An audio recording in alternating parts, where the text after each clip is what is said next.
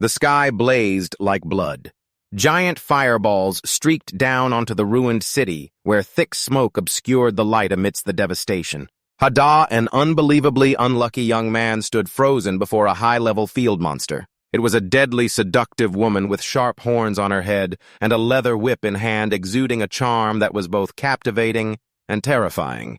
Unfortunately, Hadah had no mind to appreciate that beauty. His face turned pale, sweat pouring down like a shower, heart pounding as he thought, "The story has just started and I'm already about to die, jumping straight to the credits." To add a little background, it all started when Hadah turned 21. At that time, he was suddenly sucked into a strange virtual space. In front of him, a login screen appeared, shimmering with options to select race and class. That year, a game called Earth's Will invaded reality, bringing monsters and countless NPCs from different factions flooding into the human world. Luckily, he was transformed into a player-granted login rights, allowed to choose race and class, starting as a newbie with combat abilities against monsters. But Hadah, like everyone else, eagerly rushed to pick his race and class full of hope. Yet he waited and waited with no response from the system. His face twisted, sweat streaming down his forehead. Anxiety rising, he frantically pressed the control panel repeatedly, but to no avail. An ordinary college student, nothing more normal than that, suddenly faced an abnormal situation at a life-or-death moment. A cold, crackling sound rang out the system before Hadah shattered like glass. A cold, mechanical voice echoed, "Character creation failed, ejecting from the virtual space." The space around him began to dissolve like a blurred painting. Hadah panicked, sweat pouring, shouting, "What, don't kick me out!" A freezing wind blew, scattering the paper aimlessly, highlighting his loneliness and helplessness. Hadah stood stunned, his complexion pale as if all the color had drained from his body. After the incident, Hadah discovered he couldn't equip any items. He held a dry branch trying to fight monsters, but the system coldly notified, "You cannot equip items." No matter how many push-ups he did, 19,999 times, his experience didn't increase. He couldn't level up or open the attribute panel. No way. An ordinary man like him couldn't survive in this dangerous game world. Despair rising, Hadah stood amid a blizzard, the biting cold wind cutting flesh, the pale street lamp light shining on him as if to etch in the pain. He screamed in despair. "No!" Suddenly, a mocking laugh came from somewhere with a sarcastic voice. "So pitiful to die still as a virgin male." Hadah froze, tears stopped falling, mumbling, "What an old joke." His emotions shifted 360 degrees. His face brightened with optimism, resigned to accepting the situation. He thought he had to find a safe place to hide first, then slowly figure out how to survive. Hadah opened the system to check his backpack. Fortunately, it wasn't stuck, though it only contained a few meager newbie potions. He muttered, "For now, just head to a safe zone and team up with nearby players." Lost in thought, Hadah didn't notice the sky behind him changing. Under the blazing red sunset, clouds swirled together into a terrifying energy vortex. He slowly turned around. Suddenly, a purple lightning bolt struck the city, creating a shockwave that shattered rocks and caused buildings to collapse with a thunderous roar. The scene shifted to a distant building from the lightning strike where a man's silhouette stood tall. He whispered in a low voice, "The apocalypse has finally arrived." The dust cleared to reveal a mysterious figure surrounded by a dark red mystical aura. Lightning crackled around, radiating a terrifying aura. Hadah crouched behind a rock, his face showing disbelief and astonishment. He muttered, "A field boss." The dark red aura surrounding the monster faded to reveal a seductive woman with long, flowing purple hair and sharp horns on her head. She was Tien Vuong Bio, the S-level demon tribe leader, level 97. When the aura completely vanished, she smiled slightly, her eyes scanning around with amusement. "Ah, so this is the place." In the prophetic dream, this was where Lord Vuong would descend.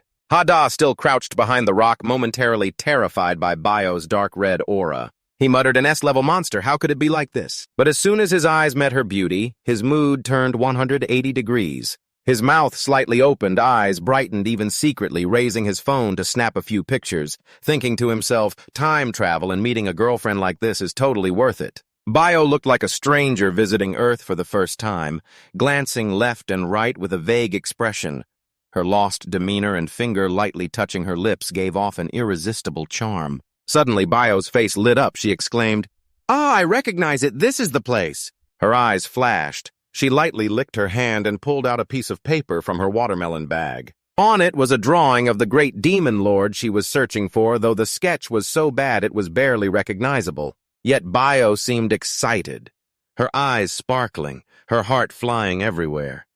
I'm here waiting for the great demon lord's arrival. So I drew the great demon lord who appeared in the prophetic dream. She even added excitedly, such a handsome face. The space around her suddenly turned pink with sparkling hearts fluttering around. Bio hugged the paper tightly, hopping on the spot, shouting, Great demon lord, I really can't wait to meet you anymore. But then she stopped, her gaze flickering past the players preparing their weapons around her. Bio frowned, her voice cold. These troublesome people are just a bit of a disturbance to the scenery. In contrast to her calm demeanor, those around her trembled their faces, revealing fear at the mysterious situation unfolding. Monster! Monster! A panicked player exclaimed with a trembling voice. How is this possible? Already facing a boss at the start, this is really bad luck.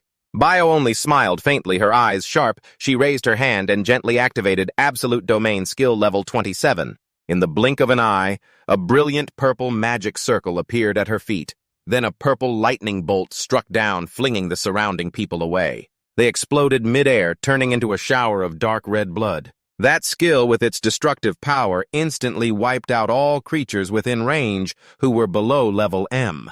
Hadah hid behind a rock, witnessing the horrifying scene, his eyes wide, mouth agape, his whole body stiff and trembling, unable to believe what he saw. After the massacre, Bio smiled with satisfaction.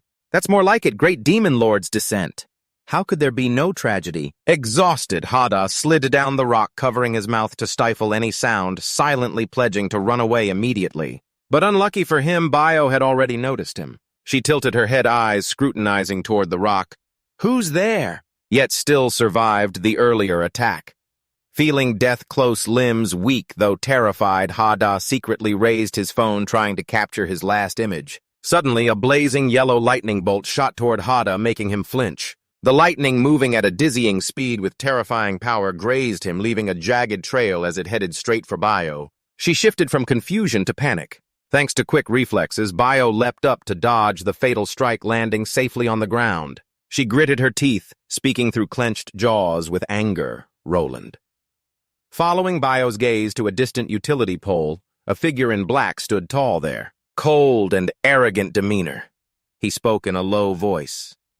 Bio, you're still as irritable as ever. Bio clenched her teeth, eyes blazing as she retorted, Someone who blew up the whole street at the start like you has the nerve to lecture me. The camera switched to reveal the black-clad figure's face. Clearly it was Roland, a man with golden hair and sharp blue eyes exuding irresistible handsomeness. At level 101, Roland is the Moscow God Marshal, humanity's strongest warrior, known as the Hope of Humanity. He smiled teasingly. Don't be so fierce, Bio. Furious, Bio pointed at Roland and shouted, What are you doing here? Roland maintained a nonchalant expression, replying, Of course I'm here to take down the newborn demon lord. He stroked his chin thoughtfully for a moment, then added, Though the prophecy gave me the image, this might not actually be the place. Suddenly his gaze caught an anchor point in his memory. Next to it was a fresh corpse left by Bio's recent skill. He paused, murmuring, this is the place. Hearing Roland say this, Bio flew into a rage. She transformed into a demon form, drew out a black whip, and gathered a terrifying power around her. She roared, I absolutely won't allow you to touch the great demon lord. With that, she leapt up to the top of the utility pole where Roland stood, swinging her whip with devastating force. Roland took a defensive stance, calmly countering the relentless whip strikes. Bio growled in fury. While Roland kept a mocking smile, he looked up at her.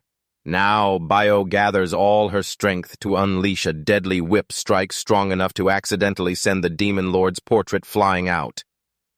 Although her attack dealt tremendous damage, the level difference made it easy for Roland to dodge. He began to counterattack. Roland raised his hand to summon a glowing magic circle. From it, he drew out a blazing golden sword, the Holy Silverthorn T85 grade. With a slight curl of his lips, Roland smiled excitedly, ready to fight.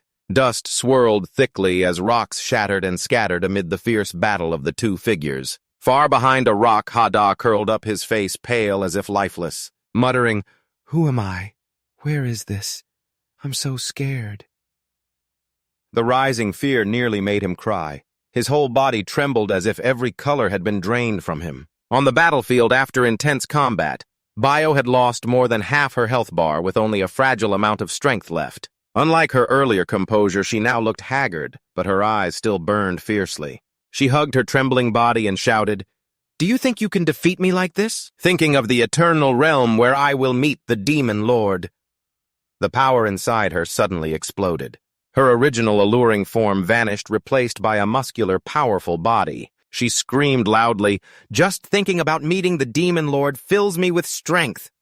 The system immediately issued a warning: leader biohealth remaining 10%, entering phase 2 attack power increased by 20%, cannot be controlled.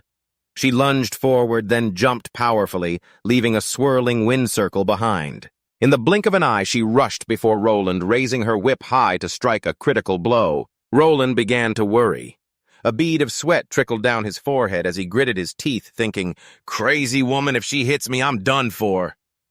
He quickly reached into his pocket, pulled out an item, and thought, "This is the only way." When Bio was just inches from him, Roland suddenly held out a piece of paper. The moment Bio saw the paper, she immediately spun 180 degrees. Her fierce expression softened back to elegance, her eyes glued to the paper as she exclaimed, This is the Demon Lord, Mama!" She was completely mesmerized by the Demon Lord's portrait. The portrait had flown out of her during the fight, and Roland had picked it up. Taking advantage of her distraction, a cold gleam flashed in Roland's eyes. He delivered a straight kick to Bio's face, distorting her features and sending her flying far away. Roland's powerful kick hurled Bio right in front of the rock where Hadah was hiding. Bio's face hit the ground painfully. She sat up. Meanwhile, Hadah was frozen stiff by the rock, so terrified his soul seemed to vanish. "Demon Lord!" Bio's scream pierced the air. The Demon Lord's portrait, after being dragged on the ground when she was kicked away, was torn at the face part. Bio trembled, clutching the torn paper tightly, her voice full of resentment. "How shameless of the divine official to play this trick, exploiting my love for the Demon Lord and even ruining the Demon Lord's face." She jumped to her feet, her aura exploding to the max. The air around turned fiery red like flames of rage. Bio shouted, "The face of the Demon Lord!"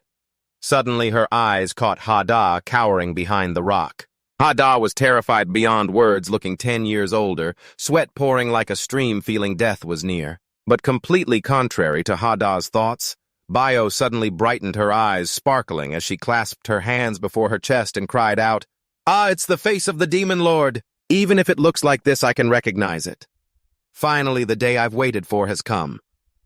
Before she finished, from afar, Roland unleashed a sharp, slashing skill. Caught off guard, Bio was torn in two by the sword blood splattering all over Hadah's face. Hadah pressed his lips together, his face pale as if his soul had fled. After defeating Bio, Roland stepped forward to check and muttered, "It's done." Hadah was now foaming at the mouth, sitting dazed behind the rock. Roland hadn't noticed yet and kept saying, "No wonder you're the 7th heavenly king of the demon clan, yet you pushed yourself to such danger." He glanced at his health bar now, just a tiny dot, then raised his hand to set up a formation. His voice full of calculation. "No problem, just need to set this trap." Roland's expression darkened, a glint of cunning and amusement in his eyes as he waited for Demon Lord Dang Lam to step into the trap so he could kill him. If it were a low-level Demon Lord, it wouldn't be an issue. He laughed aloud with pride, but when he turned back, Roland suddenly froze. Hadah was still sitting there, foaming at the mouth, his face deathly pale. Roland panicked, his expression as pale and shocked as Hadah's earlier, his soul seeming to flee. When did he start stammering, "Mama ma vong dang lam," and why is he silently standing behind me? Roland quickly activated his level 23 sensory skill, but the system notified failure. Without hesitation, he upgraded the skill to level 39 and activated it again, eyes tense, waiting for the result. The sensing system finally succeeded. The Demon King's figure clearly appeared on Hadah's body. The announcement came coldly: rank undetermined, infinite health, and unprobable status title World Ender. Roland looked at Hadah, curled up, unable to believe his own eyes. 4-digit rank. How is that possible? He was terrified beyond words. his face twisted, sweat pouring like a shower. In his mind, Roland spun, "Even if I bleed and fight, I can't win, especially now that I'm out of blood." He stood frozen, imagining a terrible conspiracy. Could the Demon King have planned this from the start, sending subordinates to solo me until I bled out, then taking my head without breaking a sweat? How treacherous, cunning, and ruthless is this Demon King? Glorious memories flashed through Roland's mind like a film.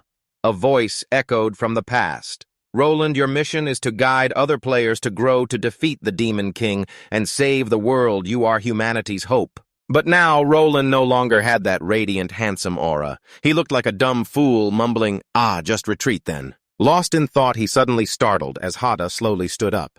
Panicked Roland hastily took a defensive stance, thinking his life was about to end.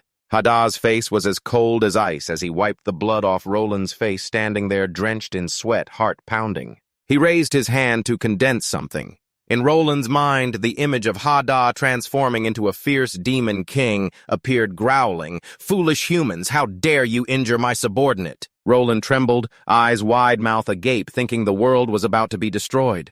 But unexpectedly, what appeared in Hadah's hand was just a rookie healing potion. He scratched his head awkwardly and handed the potion to Roland, whose face twisted in surprise and amusement, full of question marks. Hadah shyly said, "Your blood is depleted, but this is all I have.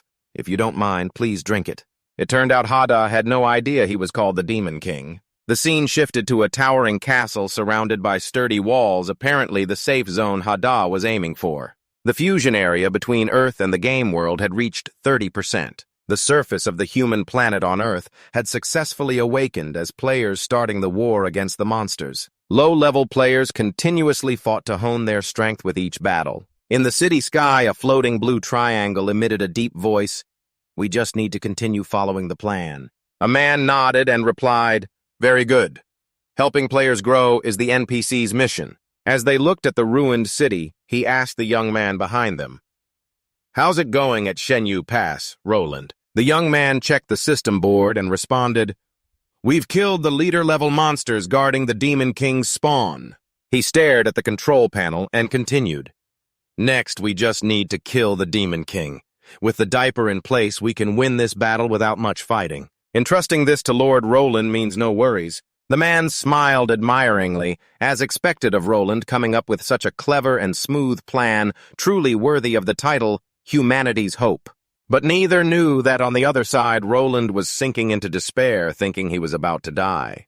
Hadah the Demon King, unaware of his title, still stood there innocently offering a healing potion to Roland. Roland, blood depleted and facing the powerful Demon King, couldn't help but tremble. Seeing him frozen, Hadah spoke up, "Aren't you going to drink it?" Roland looked at the potion with suspicion, wondering what this was all about. He carefully examined the potion in Hadah's hand, his heart pounding. Surely this is poison given to me to avenge his subordinate. Roland broke out in cold sweat, imagining 749 different death scenarios. He pictured Hadah transforming into a cruel giant, roaring with pride, thrashing and dying in agony, while Roland, small and trembling, could only mutter, "Truly a Demon King." Still, if he refused to drink, he would surely be killed immediately. Looking at the potion, Roland's hand shook as he hesitated whether to drink or not. Suddenly, Roland erupted with power, activating a series of enhancement skills. Poison resistance to level 8, life force enhancement to level 11, magic defense to level 9, suppression to level 10, and all attribute boosts to level 10. Not stopping there, he also pushed advanced luck enhancement to level 14. Roland thought to himself that pretending not to know might still give him a chance to survive. He had enhanced all the necessary skills to increase his survival chances if the potion was poison. With eyes full of determination, Roland decisively snatched the potion from Hadah's hand and downed it in one gulp. Hadah stood there stunned, watching Roland drink, and then was surprised to realize nothing happened. His blood increased slightly. He was speechless, looking at the potion and muttering, "So it's just a normal novice blood potion." Hadah thought Roland was mocking him naively and replied apologetically, "Sorry, this is all I have in my bag." Roland had just gone through a terrifying moment. Clutching his chest, he screamed as if about to die, but then angrily thought that Hadah was deliberately toying with the Demon King. How despicable to dare play tricks on me. But while Roland was still pondering, Hadah simply touched his health bar and said, "But no matter what, you've escaped the brink of death." Roland looked up and saw that was indeed true. Slightly surprised, he spoke sternly with cold eyes. "Tell me, what exactly do you want?" Roland's expression was now very serious. Hadah stroked his chin thoughtfully and said, Actually, I want to ask something." Roland immediately tensed, ready to draw his sword and fight if Hadah made any unusual moves. But Hadah turned with a bright, cheerful face and asked, "Where is the nearest safe zone for novices?" Roland was dumbfounded, a question mark on his face. Safe zone for novices. But Hadah remained as innocent as ever, explaining it is a place where low-level people without combat abilities can slowly learn and grow. Roland suddenly squinted, a sneaky look crossing his face as if he just realized something. So that's it. The plot forming in Roland's mind, the safe zone was full of newly born adventurers. Those who would defeat the Demon King in the future. He planned to wipe them out while they were still weak. Truly a despicable tactic.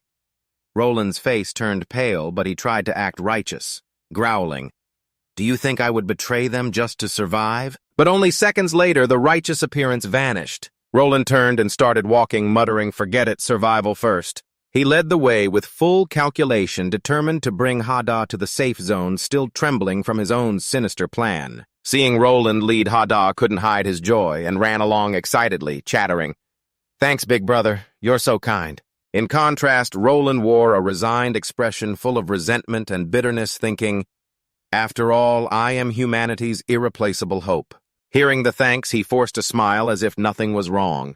But as soon as he turned away, his expression changed 180 degrees, full of anger and hatred for the damned Demon King. "Wait until I get to the safe zone, contact my superiors, then find a chance to kill you." As Roland walked lost in his scheming, he suddenly startled. From above, a blue monster with a wide-open mouth and a long, flicking tongue charged down. With his rich experience, Roland swiftly swung the holy silver wind, cutting the monster in half and blowing it up on the spot. He turned back, eyes cold, looking at the sky where numerous similar monsters named Demon Wind Sabers, level 42, were flying in. Roland slightly smirked. Quite a number. One charged at him. He launched a piercing strike straight through it, making it vanish instantly. Spinning around, Roland continued using the third-level full wind slash. Swordlight flashed, taking down each monster in the blink of an eye. Hadah stood beside him, eyes shining brightly, unable to hide his admiration. Suddenly, a strange sound came from behind Hadah.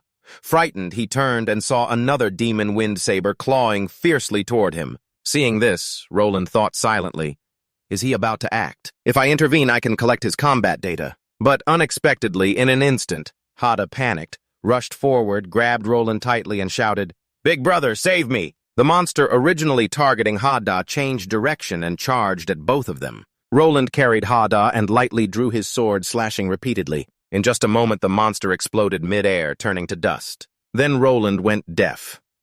Hadah looked at him with disdain. What a poor performance. Meanwhile, Hadah's face looked 10 years older as he still held Roland tightly, silently thinking that even when facing fierce monsters, he didn't make a move, truly the confidence of a powerful warrior. Roland helplessly dragged Hadah, muttering as they walked, "Clearly, he has overwhelming strength, yet he didn't realize I'm the one who will kill him." Hadah held on tight, looking up at Roland with an admiring expression, amazed at how strong and handsome he was. Roland smirked with slight satisfaction. Looks like luck is on my side." But the coolness lasted only a few seconds. With so little blood left, Roland felt drained as he dragged Hadah along. He tried to push him away, panting, "Can you let go? I really can't walk anymore." Hadah quickly released his grip, embarrassed, "Sorry." Freed from Hadah, Roland wearily leaned on his sword and rested on the ground. Hadah opened his backpack to check the items he picked up from the outdoor boss. He turned back and pointed at Bio's corpse. "Don't you want the body?" Roland stood coldly. "NPCs have rules, you don't loot monster corpses." Hadah's eyes lit up innocently. "Then can I have it?" Roland was stunned, speechless. He stared as Hadah gleefully picked up Bio's triangular underwear and shouted, "Thanks, big bro, no more formalities." He even turned, holding Bio's shirt, and asked, "This is a divine outfit too, don't you want it?" Roland shyly waved it off. "Of course not." Hadah didn't hesitate and quickly gathered the dropped props. Bio's S-rank chest-covering cloth, special horn of the great demon, 12 of Bio's eggs, 13 gold gems, 87. 39 green gems, orange gems. Roland looked regretful. Is there a bug in my account? Can't wear them, what a pity. Suddenly, Hadah found something, his eyes shining brightly as he shouted, "Ah, here it is!" He raised his hand to call Roland over. Although confused, Roland came to sit beside Hadah, who handed him a forbidden book of bio telling the ABC stories between her and the Demon King. Both read with flushed faces. Hadah chuckled happily while Roland blushed and nose bled, losing another 300 HP. He covered his nose and looked away, thinking, the Demon Clan is filthy. I absolutely can't let the world fall into their hands. Hadah looked at the props collected in the backpack. Long silently thought, all of these are high-level outdoor boss items. If it were someone else, they'd be so happy they'd be flying. So lucky, if only I could use these to create an account, that'd be great. But thinking again, he felt sad, almost in tears. No experience gained, can't equip divine gear, can't level up. Hadah looked ahead, trying to stay optimistic. Now that it's come to this, just think of ways to survive first. He looked up to see Roland panting fiercely, fighting 7 monsters. Suddenly one flew up and bit Roland's head, taking 50 HP. Hadah watched in admiration, eyes shining like seeing a movie star, thinking, so handsome. If one day I could be as strong as Big Bro, that would be amazing. After the battle, Roland tiredly stuck his sword in the ground, panting hard, and pointed ahead. That's the safe zone over there. Hadah looked towards a brightly lit area. The system announced the KM University from level 1 to level 10 in the peace area. Hadah exclaimed, and it's actually my school. Scene shifts to Bio's altar. The atmosphere is noisy with discussions. Bio failed and even died. Who's that bad? A red-haired Demon Clan woman, just as seductive as Bio, spoke up. This is serious. Bio has to send someone else to greet the Demon King. The meeting's host, a white-haired Demon Clan sitting at the head of the table, spoke in a deep voice. Only Bio can see the Demon King's face in prophetic dreams. If something happens to her, how will we find the Demon King? That's the 7th Heavenly King Babylon, level 101 Supreme Leader of the Demon Clan. Unlike the fiery Demon Clans, Babylon has a Lolita appearance, a stern face, and a heavy, solemn atmosphere. Suddenly, a decisive voice rang out from behind, "Don't be afraid." Everyone turned startled. The newcomer was the 7th Heavenly King Mammon, level 84, an S-rank demon like Bio. Mammon had a seductive figure, shiny blue hair, matching eyes, and enchanting elf ears. She stepped forward, pulling a paper from her chest, and said, "Before Bio left, she left us a clue." Mammon handed the paper to everyone. It was a portrait of the Demon King. She continued, "With this we can recognize the Demon King. No need to worry." Babylon stood up and said, "You came just in time, Mammon." Mammon stroked his chin thoughtfully and asked how the situation was now. Babylon, with an angry face, clenched his fists, looking both cute and fierce, and responded according to the Demon Intelligence's report. After killing Bio Roland, he left the birthplace of the Demon King and went to the safe trade zone. Moreover, he brought someone along, Mammon. Upon hearing this, his eyes flashed with thought, so the person he brought might very well be the Demon King himself. It seems to be a demon tradition to keep items in the chest. Babylon pulled out a photo from his shirt pocket and said the Demon Intelligence sent this image of that person's appearance.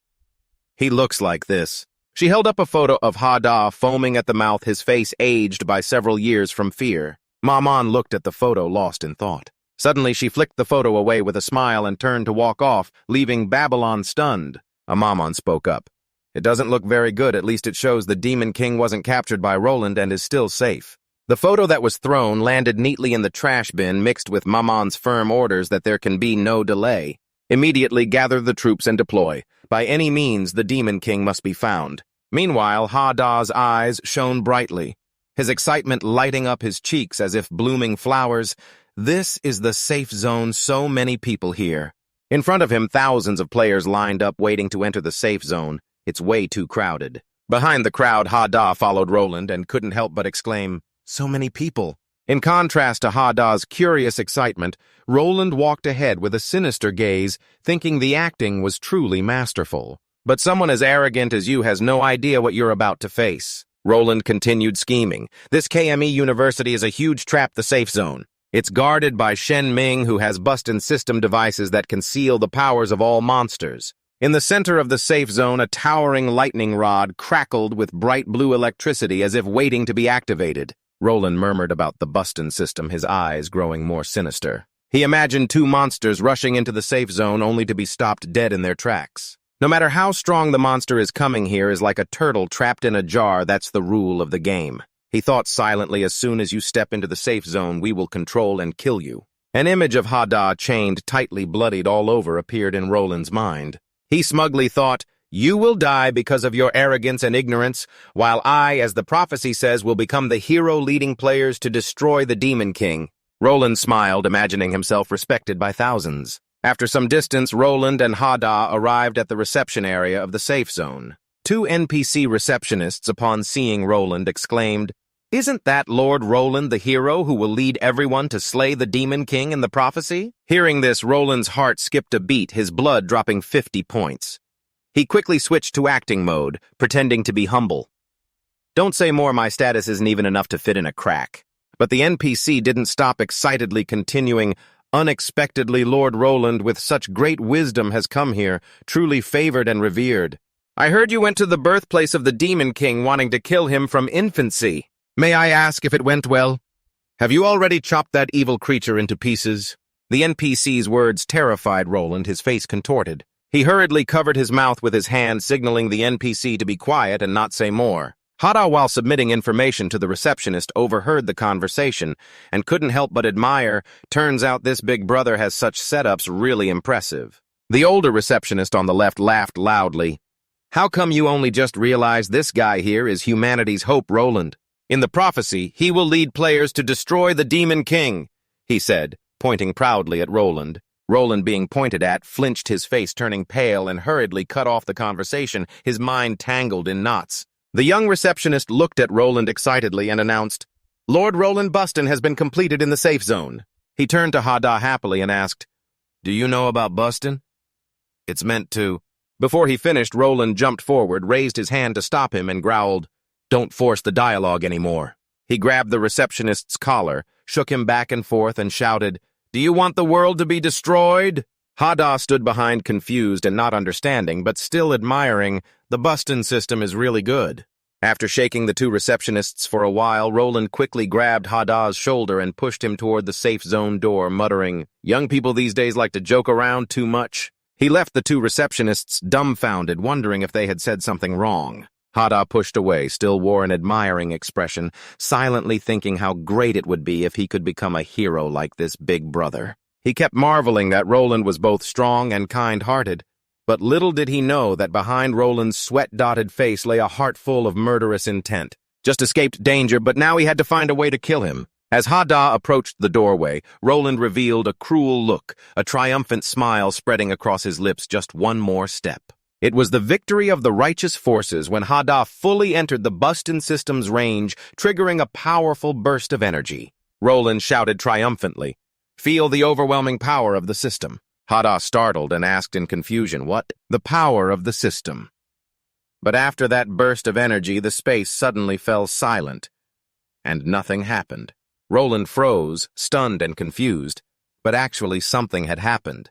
The Buston system outside malfunctioned, and the Buston divine artifact at the safe zone showed a clear crack. Roland muttered tensely, "Could he be in existence even the system can't control?" Hadah stood carefree within the safe zone and spoke. "So this is the power of the system." Roland's heart jumped violently. Hadah continued in a relieved tone, "Well then, I'm at ease." He thought the Roland faction was protected by an inviolable system guaranteeing absolute safety in the safe zone. But to Roland, that carefree tone sounded like a confident threat, sending chills down his spine. Roland, furious at the uselessness of the Buston system, shouted, "What exactly do you want?" The scene shifted as a red beam of light blazed down from above, turning the entire reception area into a sea of flames. A strong gust blew off the wig of a guy waiting to submit information, revealing a shiny, bald head. Two receptionists looked around bewildered, not understanding what had just happened. Players nearby panicked, some so scared they lost balance and fell hard to the ground. A green-haired girl exclaimed, "What's going on?" Others echoed in unison, "What just happened?" "Under attack." The young receptionist looked down at his hands and muttered, "Seems like the server's lagging." The older receptionist answered firmly, "Don't be afraid, it's just a little lag."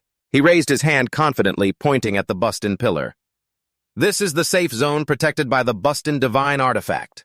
As long as you stay within this area, you're absolutely safe. But looking closer, he hesitated and wondered, did Bustin used to look like this? The young receptionist also went blank.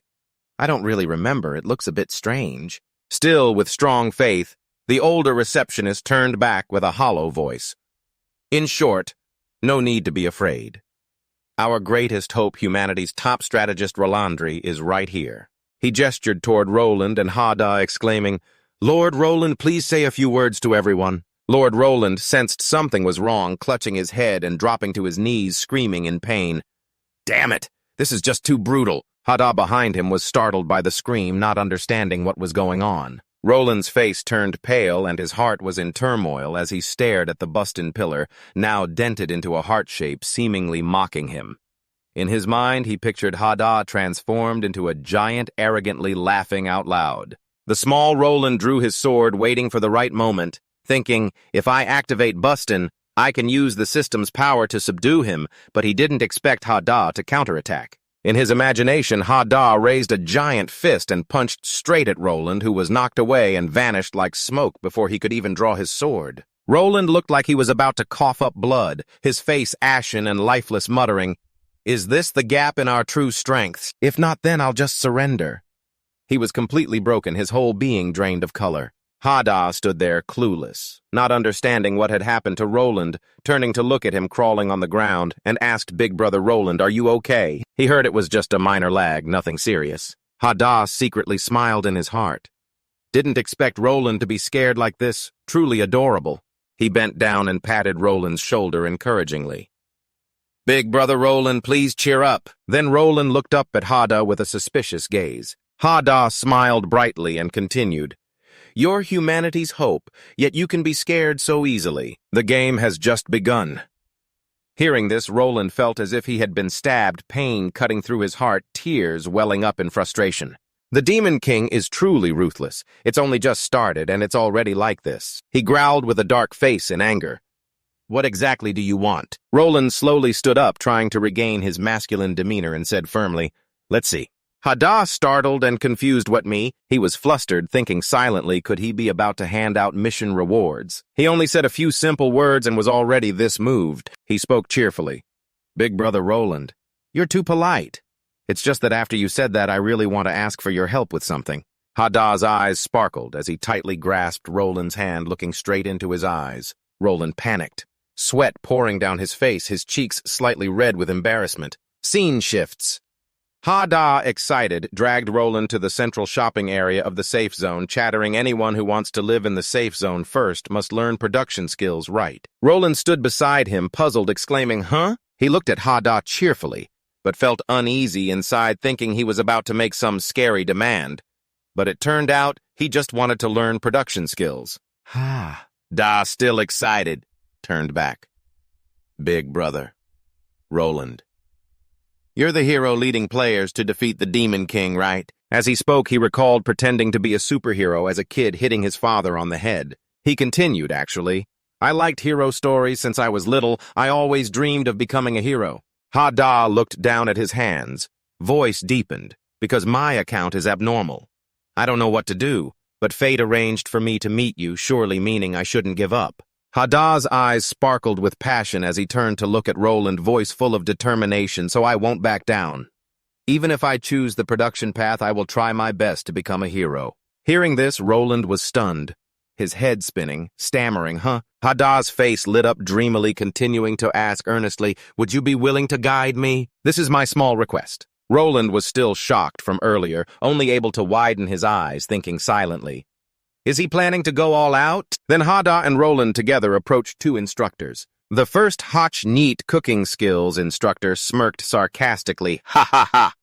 A tiny guy too scared to go to the battlefield, dreaming of learning production skills. The other bang first aid skills instructor in a tight nurse outfit coldly glanced at Hadah with a face like that who'd be foolish enough to risk fighting monsters. Both continued looking at Hadah, mocking in unison.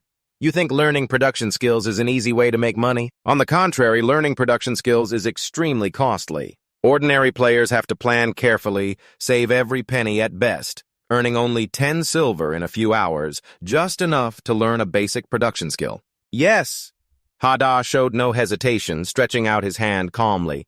Yes, this is all I have. The two instructors glanced at Hadah's system panel and were immediately stunned, nearly spitting out their saliva. Over 10 gold. Seeing Hadah's huge fortune, Hach Niet quickly changed his attitude, a flattering smile blooming. So you're the boss, my apologies. Lam Bang Bang, standing nearby with beads of sweat on her forehead, also exclaimed, starting off with that much money, boss, you're really impressive. But we are NPCs with principles. We won't blindly choose you just because you have money. This money is enough to learn skills, but to master them quickly, it's still far from enough. If a production skill doesn't reach proficiency, you can't profit. She paused a moment, then continued, currently, the two worlds have just merged. Everyone is a newbie. Materials are extremely scarce. The ingredients needed to upgrade. Production skills are almost non-existent on the market. Forcing improvements means buying from NPCs like in-game top-ups, and the price is exorbitant.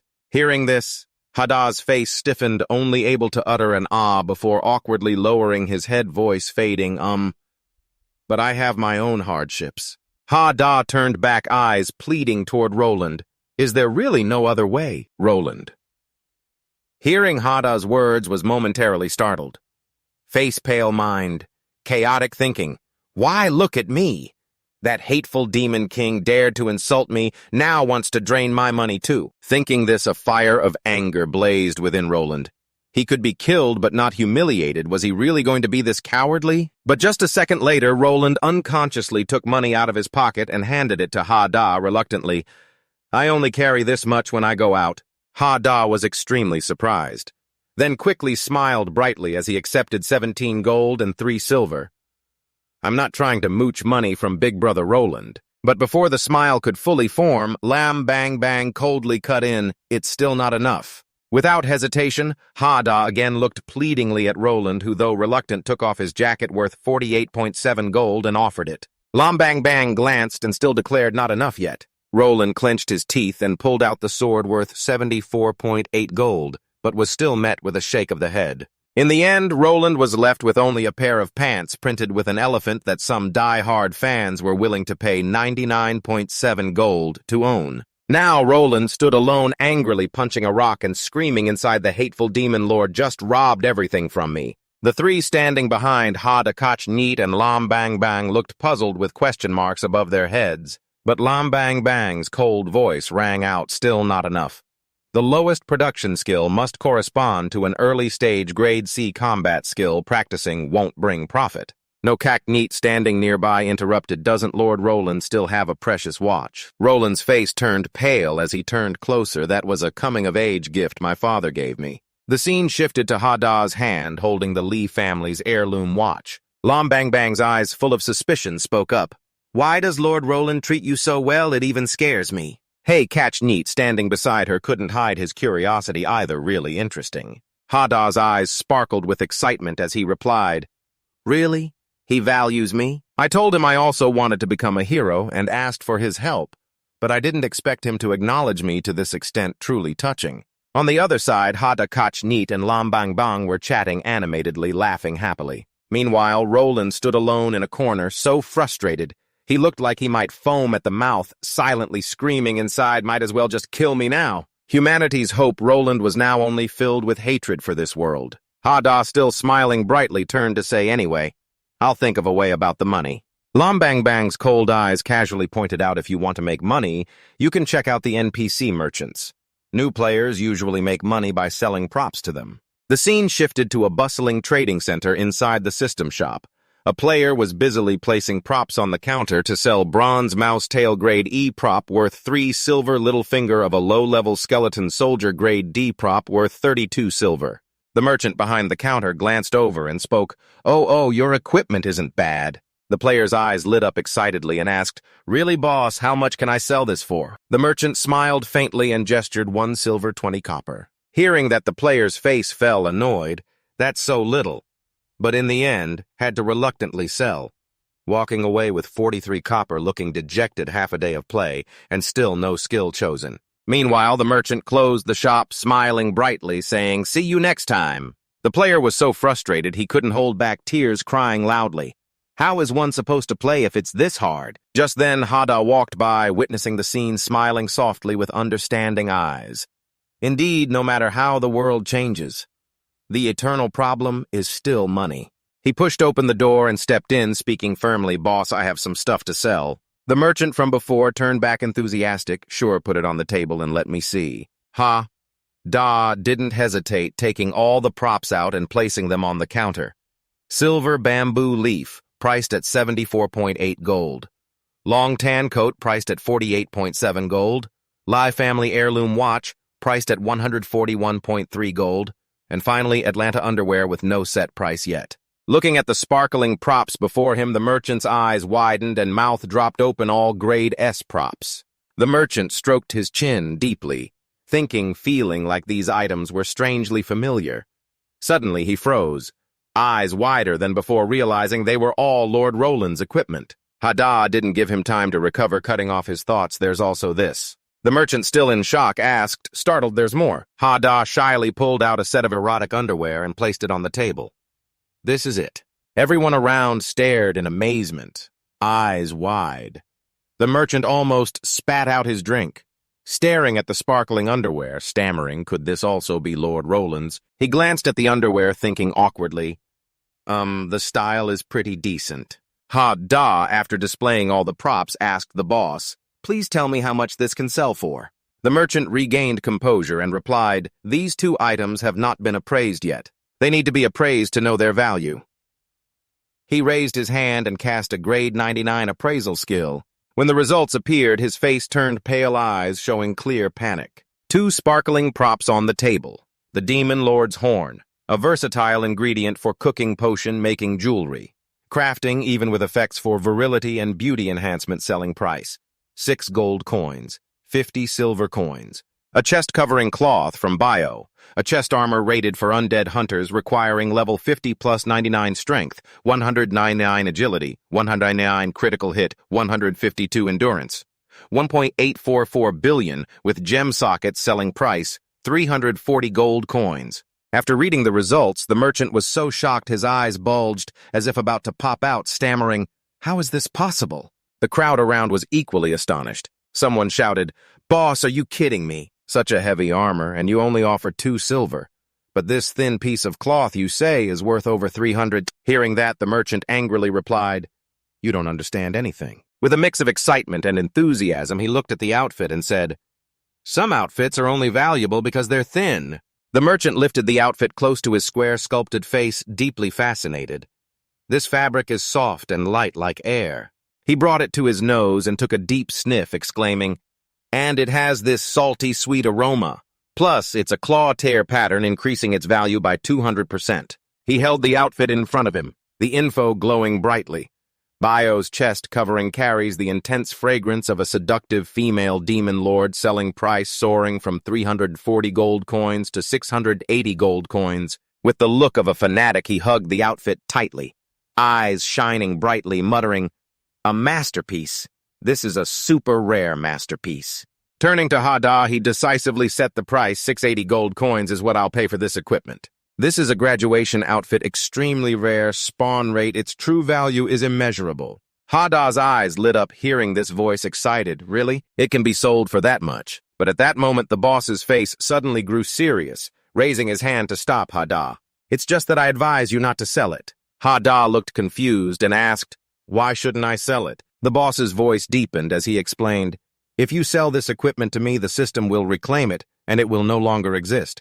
Hadah, expressionless, pressing the trade button with a mumble. "But it seems it can't be traded with others either. It's bound, can't be traded or gifted." The boss's eyes, full of passion, added, "But you can keep it, although wearing it might make you look a bit perverted." In his mind appeared the image of Hadah wearing that outfit, thinking silently, "That really is perverted." He hurriedly continued excitedly, "When your level is high enough, wearing it will bring a spectacular leap in improvement. But you will become the object of admiration for countless people." He muttered as if talking to himself, "I don't know about admiration, but the image of you wearing that really blinds me." Hearing this, Hadah froze, 3 large ellipses clearly showing on his face. The door swung open. Hadah stepped out with a satisfied demeanor, his eyes sparkling proudly. Biocaps's chest covering was sold and reclaimed by the system. The two Demon Lord horns met the same fate, disappearing into the system warehouse. Hadah's total income today was 955 gold coins and 60 silver coins. Meanwhile, behind the counter, the boss slammed the table angrily, shouting regretfully, "Why would someone sell a graduation outfit to the shop? Such a waste of a heavenly treasure, truly a waste of a heavenly treasure." Hadah was completely opposite, his heart full of satisfaction. In this game, Fusion World, everyone has their own goal. Some dream of defeating the final boss to save the world. Others aim to dominate the arena leaderboard, and some yearn to explore the map and unlock infinite potential. But for Hadah, his imagination soared far beyond. In his mind appeared a glorious vision, Hadah standing proudly before the Demon King, surrounded by a dense crowd, cheering loudly. Someone beside him respectfully said, "Yes, boss, only you deserve to land the final blow to kill the Demon King." That's right, Kim Doan, the so-called tactic of hiring a team to lead you through the dungeon. With this method, even without great combat power, Hadah can still join the final boss raid. Another person respectfully raised his sword toward Hadah and said, "Please, Hadah." Hadah, majestic. Like an emperor standing before the trembling Demon King on the throne, stammered, begging, "Please, don't." Hadah didn't even draw his sword, just flicked his fingers on the Demon King's forehead, coldly saying, "No need for a sword." Then the Demon King collapsed to the ground, red syrup spilling everywhere. In that moment, Hadah received the achievement savior, the one who defeated the final boss. Hadah stood tall among thousands of people, cheers resounding like waves. The hero who killed the Demon King is Hadah. He raised his head high, heart full of pride. Yes, this is truly my path as a hero. As long as I have money, I can reach the peak of heroism. A scene in Hadah's imagination, a seductive beauty lying sideways on the bed, coquettishly saying, "Master, no Lord Hadah, my hero, my idol, my savior." His imagination soared even further. Hadah casually sat eating throwing money to other players to help them pass the dungeon. One of them respectfully said, "Master, you can rest under the tower, we will win and return." In reality, Hadah smiled oddly. The atmosphere around him seemed to ignite with passion. While diligently training his cooking skill proficiency, he thought to himself, just imagining it fills me with hope for the future.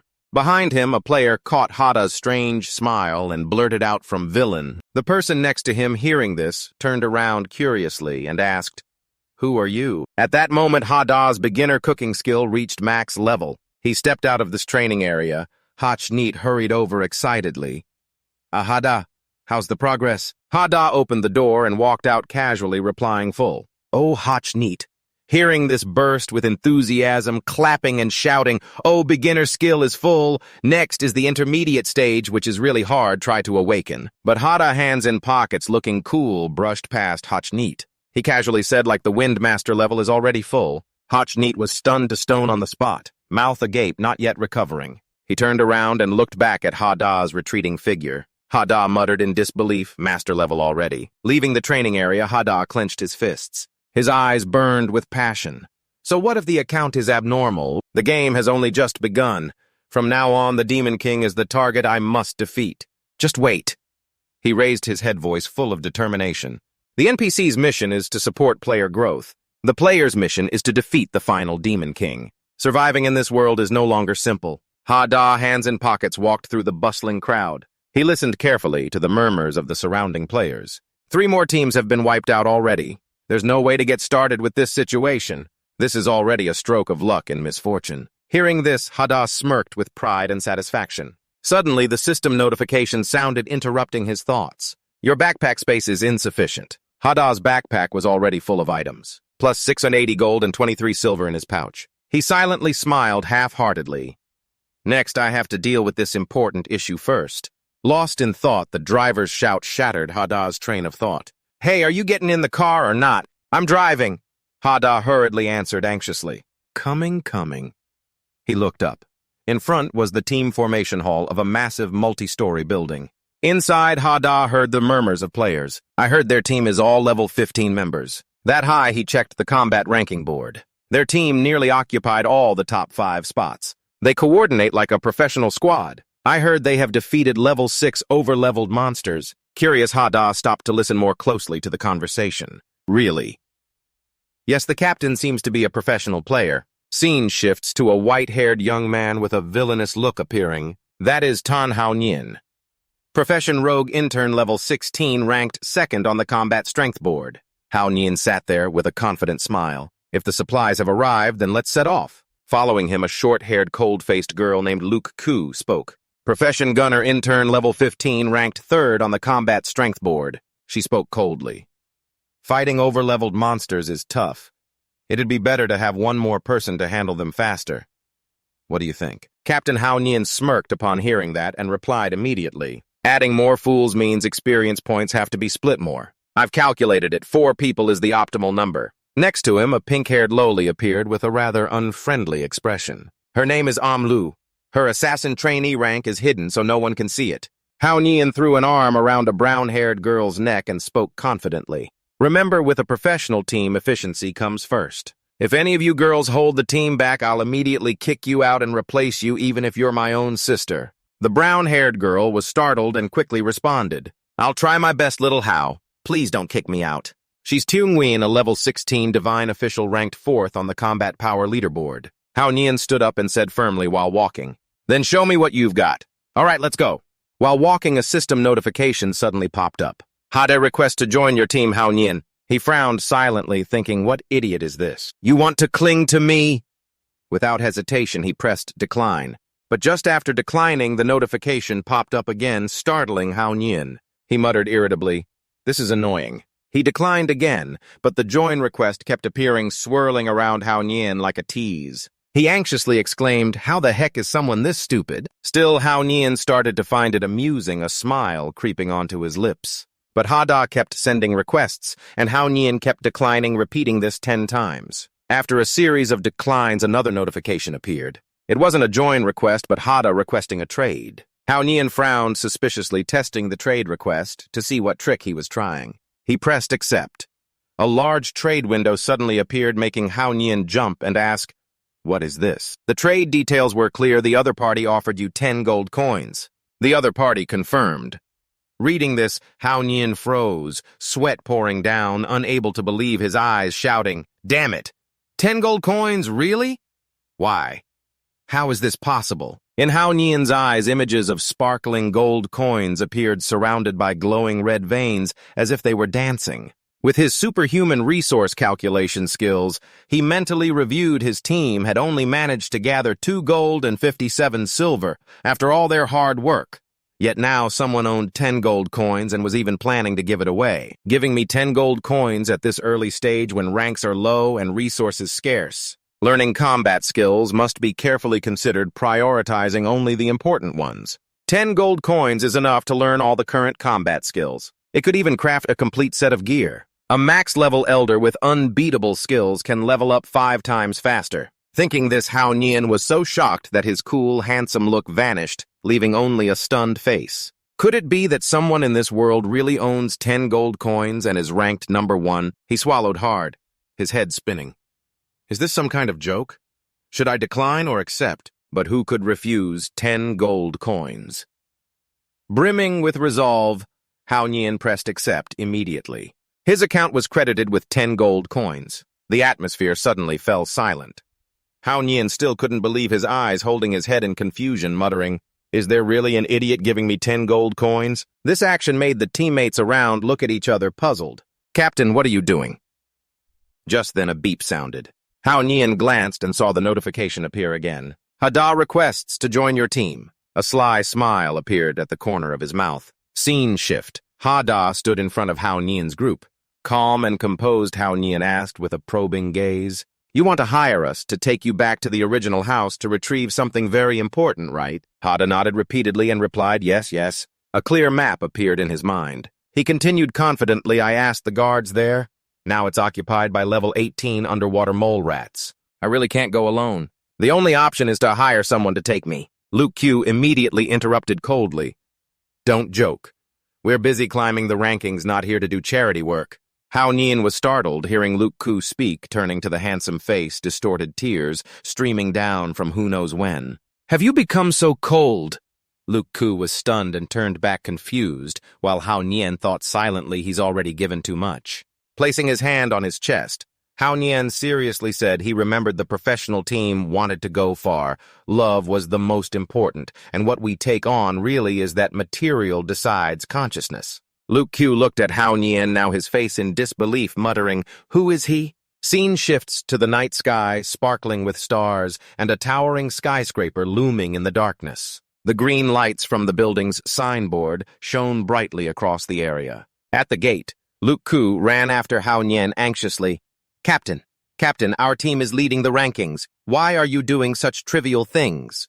Amlu, the pink-haired lowly girl, also hurried after silently. Hao Nian smiled while opening the system board in front of Luke Q proudly. "Take a look at this first, then talk." Luke Q looked at the system board and saw the amount of gold in Hao Nian's account and was immediately shocked. How does he have so much money? She pondered in disbelief, thinking silently, could that weak-looking short guy have given all his gold to the captain? Luke Q put his hand on his chin, eyes full of thought, and that guy even had a treasure so valuable he didn't hesitate to spend 10 gold to retrieve it. Hao Nian stood beside him, nodding in satisfaction at Luke Q's deductions, speaking in agreement. Exactly. Hao Nian revealed a sinister face, his eyes flashing the characteristic nastiness of handsome villains. He asserted firmly, "It must be the ultimate treasure, Zhao Nguyen." Hao Nian's sister caught up and worriedly said, "Wait, you want to steal his treasure?" Hao Nian grinned slyly, the corners of his mouth curling with scheming. "That treasure's value definitely far exceeds 10 gold. If we get it, our team's combat power will skyrocket." His expression grew even more devious as he continued. "I even planned to kill him if he resisted. Who dares oppose such an easy win?" Luke Q crossed his arms, standing with a cold, indifferent face, replying, "I have no opinion." Hao Nian turned to Amlu, standing silently by a utility pole nearby, his eyes cold and filled with ominous energy. The girl spoke calmly, "As long as we can win." Xiao Nguyen worriedly chased after Hao Nian, stammering, "Sis has an opinion." But Hao Nian, hands in pockets and eyes closed, didn't care, replying while walking, "No one cares." Luke Q walked beside them, just glancing at Xiao Nguyen without saying a word. Xiao Nguyen was small and scared, eyes shimmering as if about to cry. Hao Nian led loudly, "Then let's get started." The people behind immediately quickened their steps following the command. The hunt begins. Hao Nian's smile grew more sinister, his eyes flashing with schemes.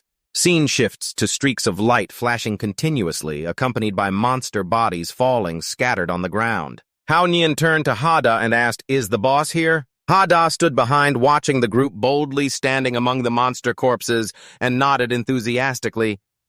Yes. You admire them, but don't forget to add that I live on the 6th floor of this apartment."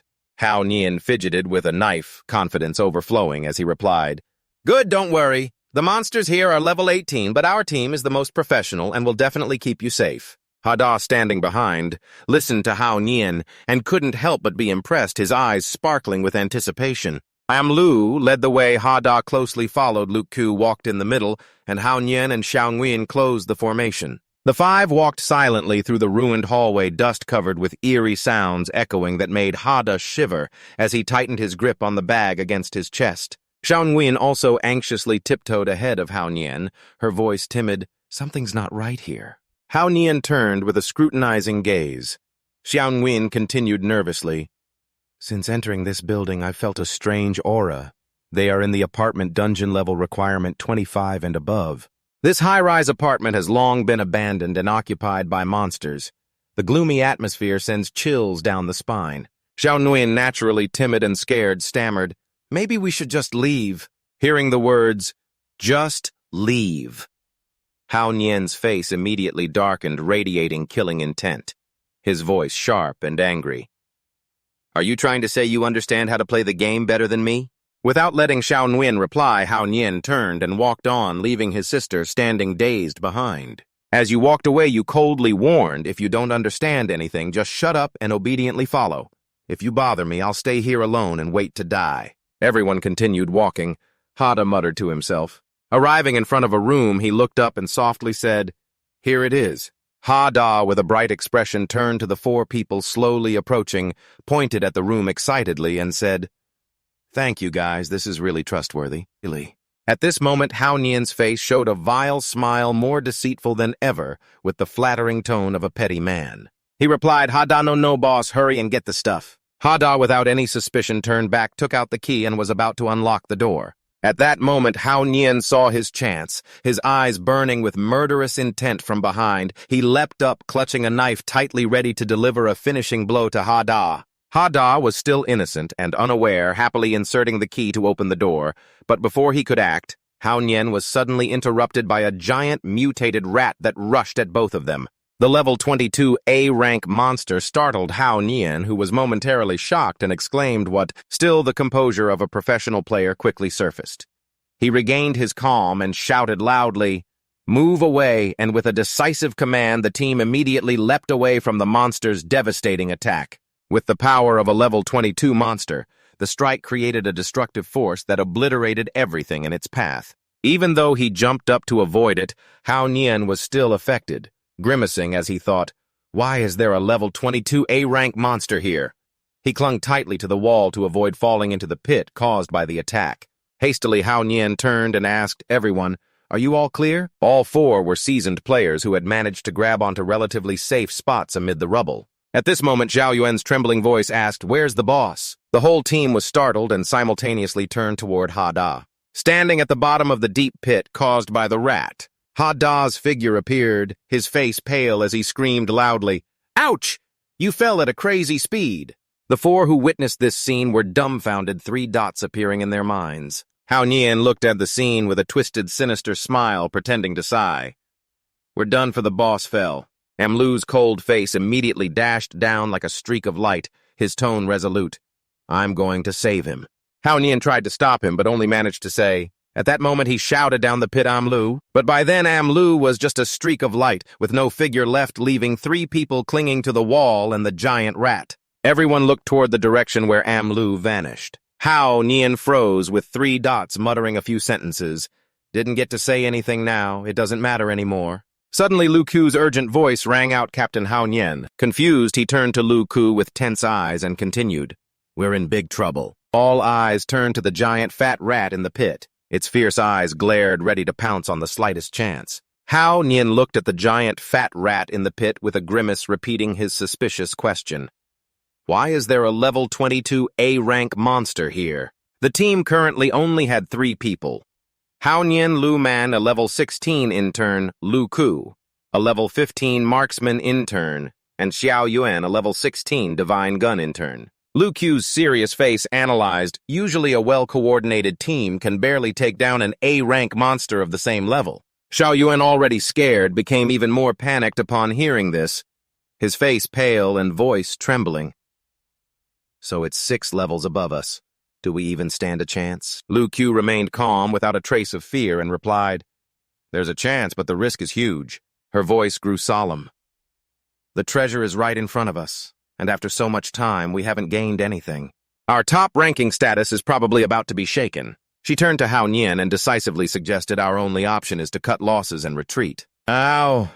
Nian pondered silently without replying, sweat beading on his forehead as he looked at the rat and muttered, "Observing carefully, something about this rat seems off." The fat rat had been standing at the bottom of the pit, looking left and right, as if searching for something, completely ignoring the 3 people clinging to the wall. Suddenly it opened its mouth, saliva flying everywhere, making an excited, prolonged squeak. Based on his knowledge of rat language, Hao Nian was startled and translated, "Great Demon King.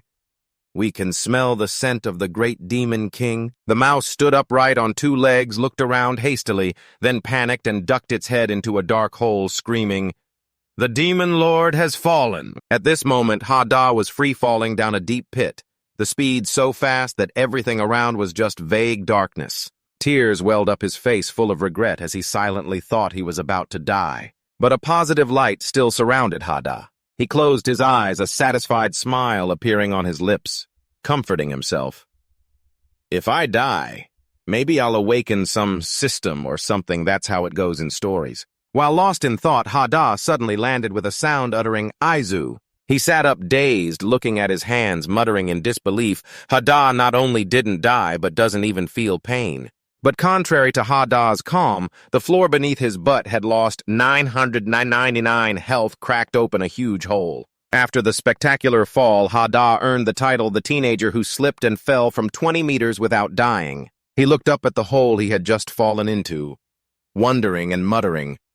But what should I do now? Scratching his head awkwardly, Hadah thought optimistically, well, just wait for those elders to come rescue me. But at that moment, from the darkness behind, pairs of glowing red eyes stared fixedly at him. Suddenly, a bunch of field rats rushed out all at once, squeaking noisily. In rat language, they were shouting, "There's the Demon Lord. Why is the Demon Lord here?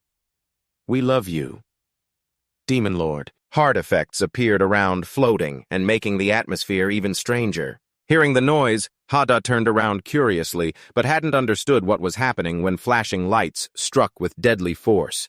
The rats rushing toward him were pierced with short swords pinned against the wall and died instantly. Hadah froze legs, trembling as if about to collapse from fear. A step forward from behind, his voice cold, yet with a hint of cuteness. "Don't be afraid." Hadah, startled, turned around, raising his hands defensively, and stammered, "Ah." Calm and deliberate steps approached under dim light. Her cold face could not hide her cuteness. She said calmly, "It's been dangerous lately.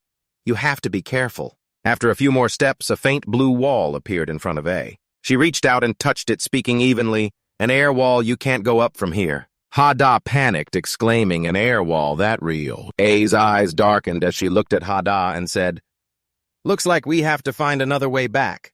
Hadah pointed to the left, stammering, "What if we take the stairs over there?" A didn't hesitate, replying decisively, "You lead the way." Hadah was startled and asked, confused, "Me lead the way? Aren't I the boss?" A's face remained cold, but her eyes clearly showed helplessness. She puffed her cheeks, her voice scolding with a hint of anger. "What's that about? You want a shadow assassin from the shadow to walk in front. Then where's the mysterious vibe? Romance setup is romance setup, you understand." Hadah stubbornly played dumb, unwilling to lead, hastily replied, I don't understand what you're saying. I don't get it at all." But facing A's cold gaze, he had to give in, and cautiously stepped forward to lead, holding tightly to her shoulder fearfully as he reminded, "Just remember to protect me." A stood behind, hidden in the darkness, replying briefly, But her face suddenly changed 180 degrees, becoming gloomy.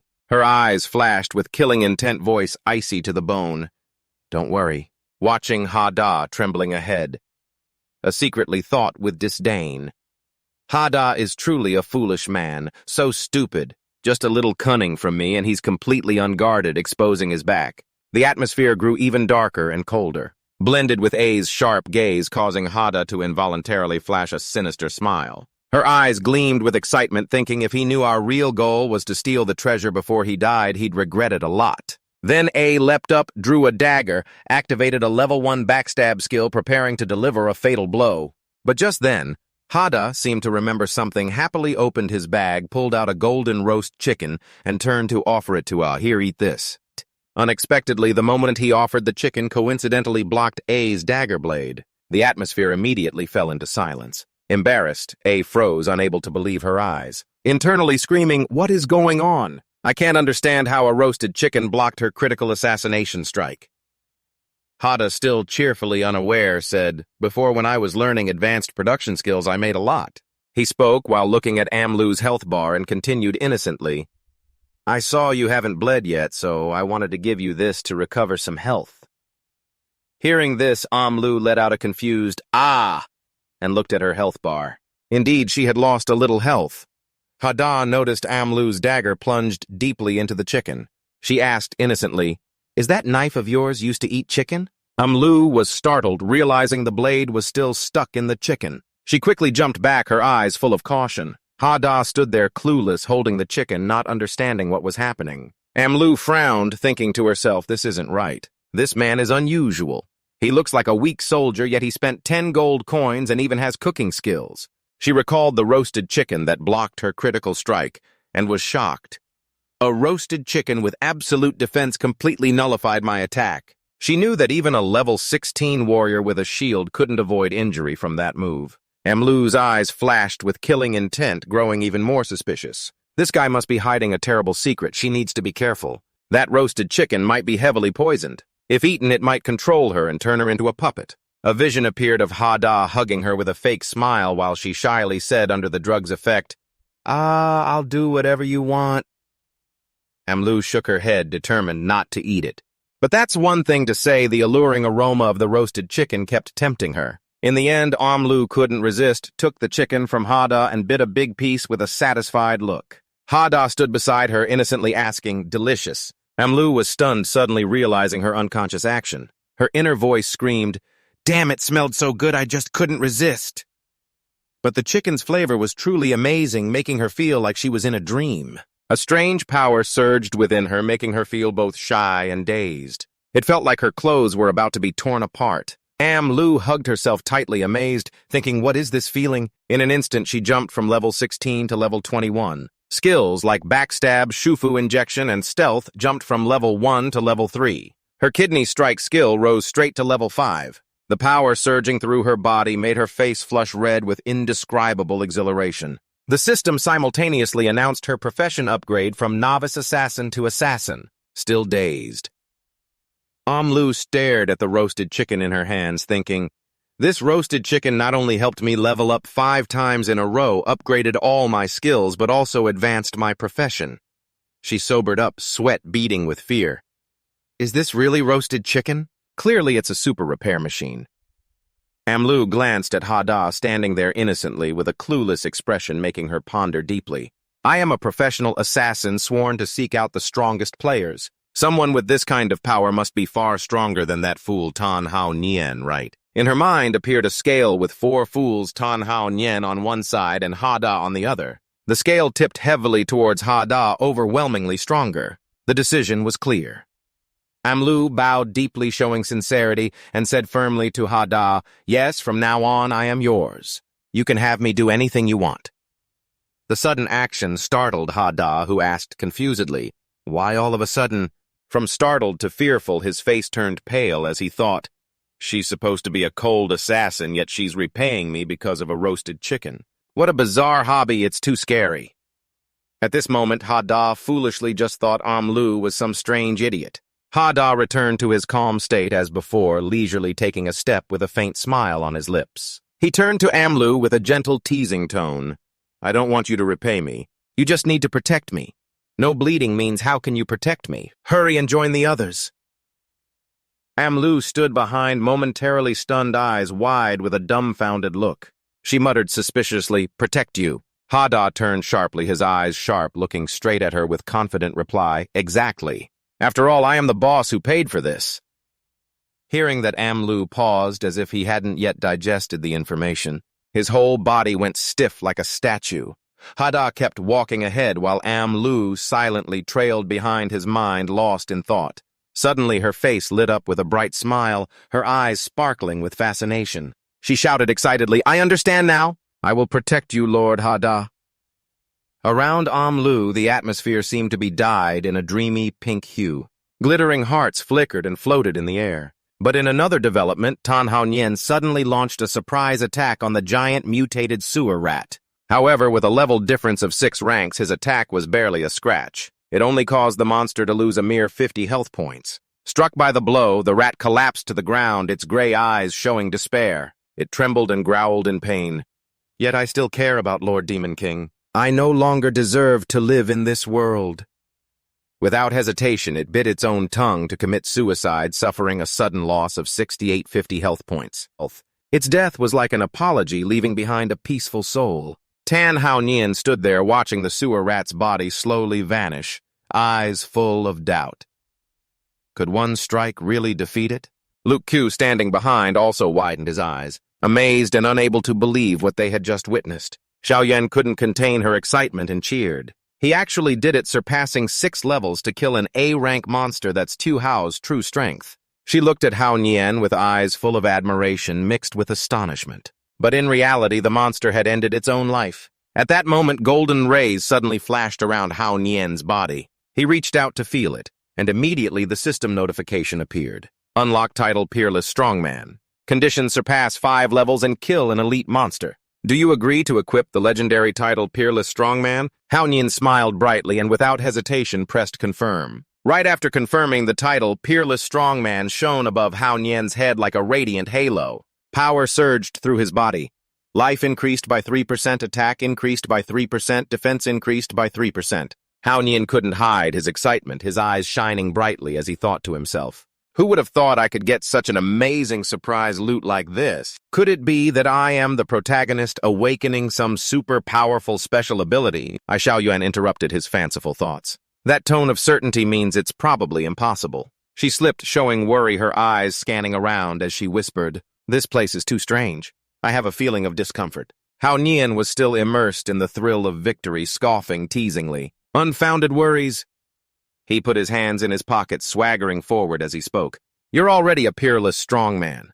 A man like you can kill even a level 22 elite monster with one hit. What is there to be afraid of?"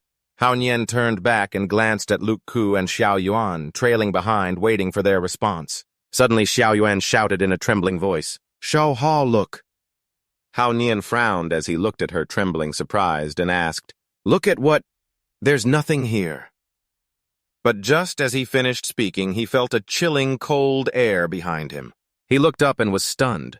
A giant orange cat with blazing red eyes and sharp teeth stained with fresh blood. Before he could react, it launched an attack that sent Hao Nian flying straight into the wall.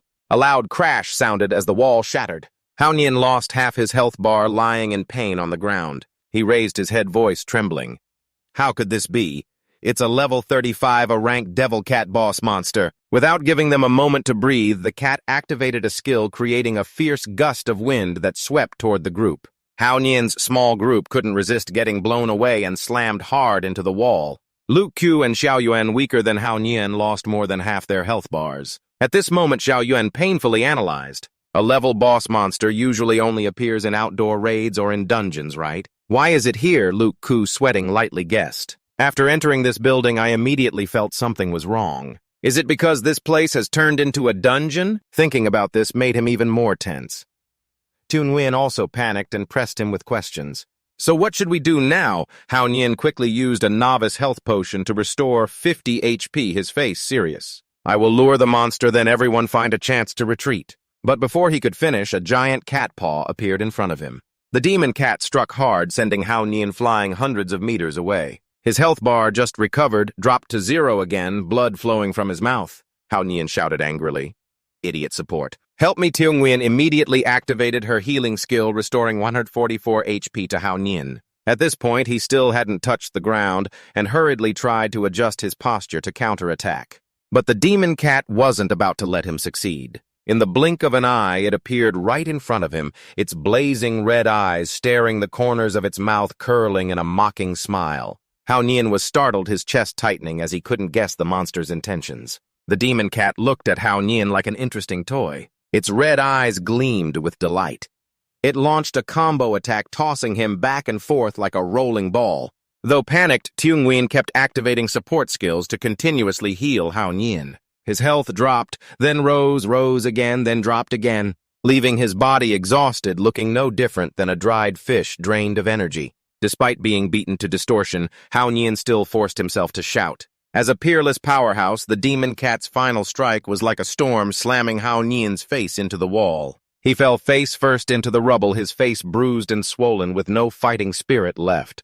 Hao Nian breathed out, weakly exhausted. "Tiong Nguyen, don't be stubborn anymore, just let me die." Luku, who had been observing quietly, finally spoke in a pessimistic tone. "We're doomed, the level 35 dungeon boss. Even 5 players of the same level might not win." Tiong Nguyen felt her heart tangled like a ball of yarn, turning anxiously to Luke Ku. "Fine, let's quickly cover for Hao Nian and retreat." But when she looked back, she was stunned.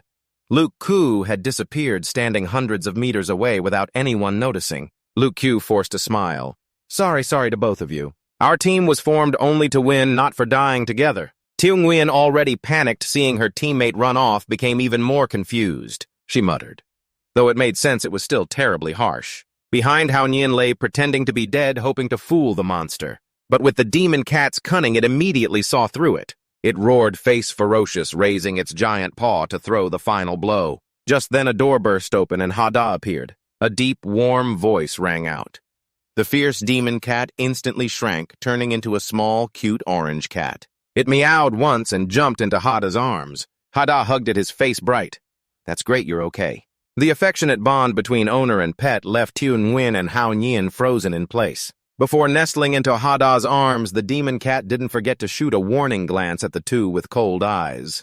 Tiong Nguyen and Hao Nian's faces, drained of color, shocked into silence. Who would have thought the level 35 dungeon boss was Hadah's pet? Scene change. Hadah led the group inside the house. While he busily searched for food for the orange cat, Hao Nian's group huddled at the back whispering, even though they had just gone through an unimaginable situation. Despite his serious injuries and needing Tune Nguyen's support to walk, Hao Nian couldn't drop his nature. He smiled slyly, his eyes cunning as he looked toward Hadah. Analyzing this guy looks like a weak little guy. But surprisingly, he managed to tame the dungeon boss as a pet. But he surely has secrets on him far more valuable than you imagine. Letting him live means we can exploit all the benefits. Hao Nian turned to Am Lu with a teasing tone. You did well. Glancing at Luke Ku quietly walking behind, he continued. Unlike someone else, Am Lu, you're my most reliable teammate.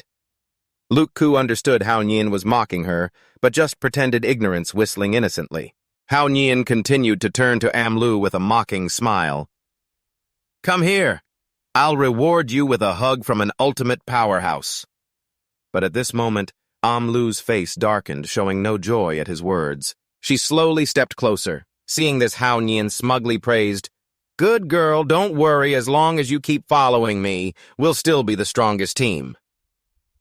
But as soon as he finished speaking, Am Lu suddenly launched a fatal attack, slashing twice sharply into the stomachs of Hao Nian and Luke Ku. Both collapsed, blood gushing profusely from their wounds. Am Lu's cold eyes, sharp as knives, turned to look at them with contemptuous disdain. Daring to attack Master Hadah, you truly deserve to die a terrible death. Hao Nian lay on the ground, clutching his stomach in pain, eyes filled with confusion. What are you doing? Am Lu grew angry, her expression even more hateful, yet he still dared to ask. She raised her dagger and stabbed repeatedly into both their stomachs. Hao Nian and Luke Ku writhed in intense pain, blood spurting from Luke Ku's mouth like a fountain. Slowly, Tune Nguyen, standing behind, witnessed the scene and screamed in panic, Captain Am Lu! Finally, stopping, her cold eyes, full of murderous intent, stared down at Hao Nian and Luke Ku, speaking coldly. You have no idea what kind of grudge you've earned against existence itself. At this moment, Hadah, having just gotten the cat's food, stepped out in a relaxed tone. I got the food, we can leave now. Seeing Hadah, Am Lu immediately changed her attitude, her face becoming cute, eyes sparkling with curiosity as she looked at the cat on his shoulder. She asked, Is this Hadah? Smiling, she introduced Bao Bao, the cat I raised before the world turned like this. I wasn't by its side, so now, no matter what, I have to find it. Bao Bao lay on Hadah's shoulder, eyes proud like a superior, glancing at Am Lu. She suddenly realized something and exclaimed, So the real treasure is Bao Bao the cat. She meowed once as if confirming her thought. Am Lu immediately bowed low respectfully and said, I understand from now on we are colleagues. Hearing Am Lu say, colleague, and Bao Hadah was stunned, then laughed teasingly.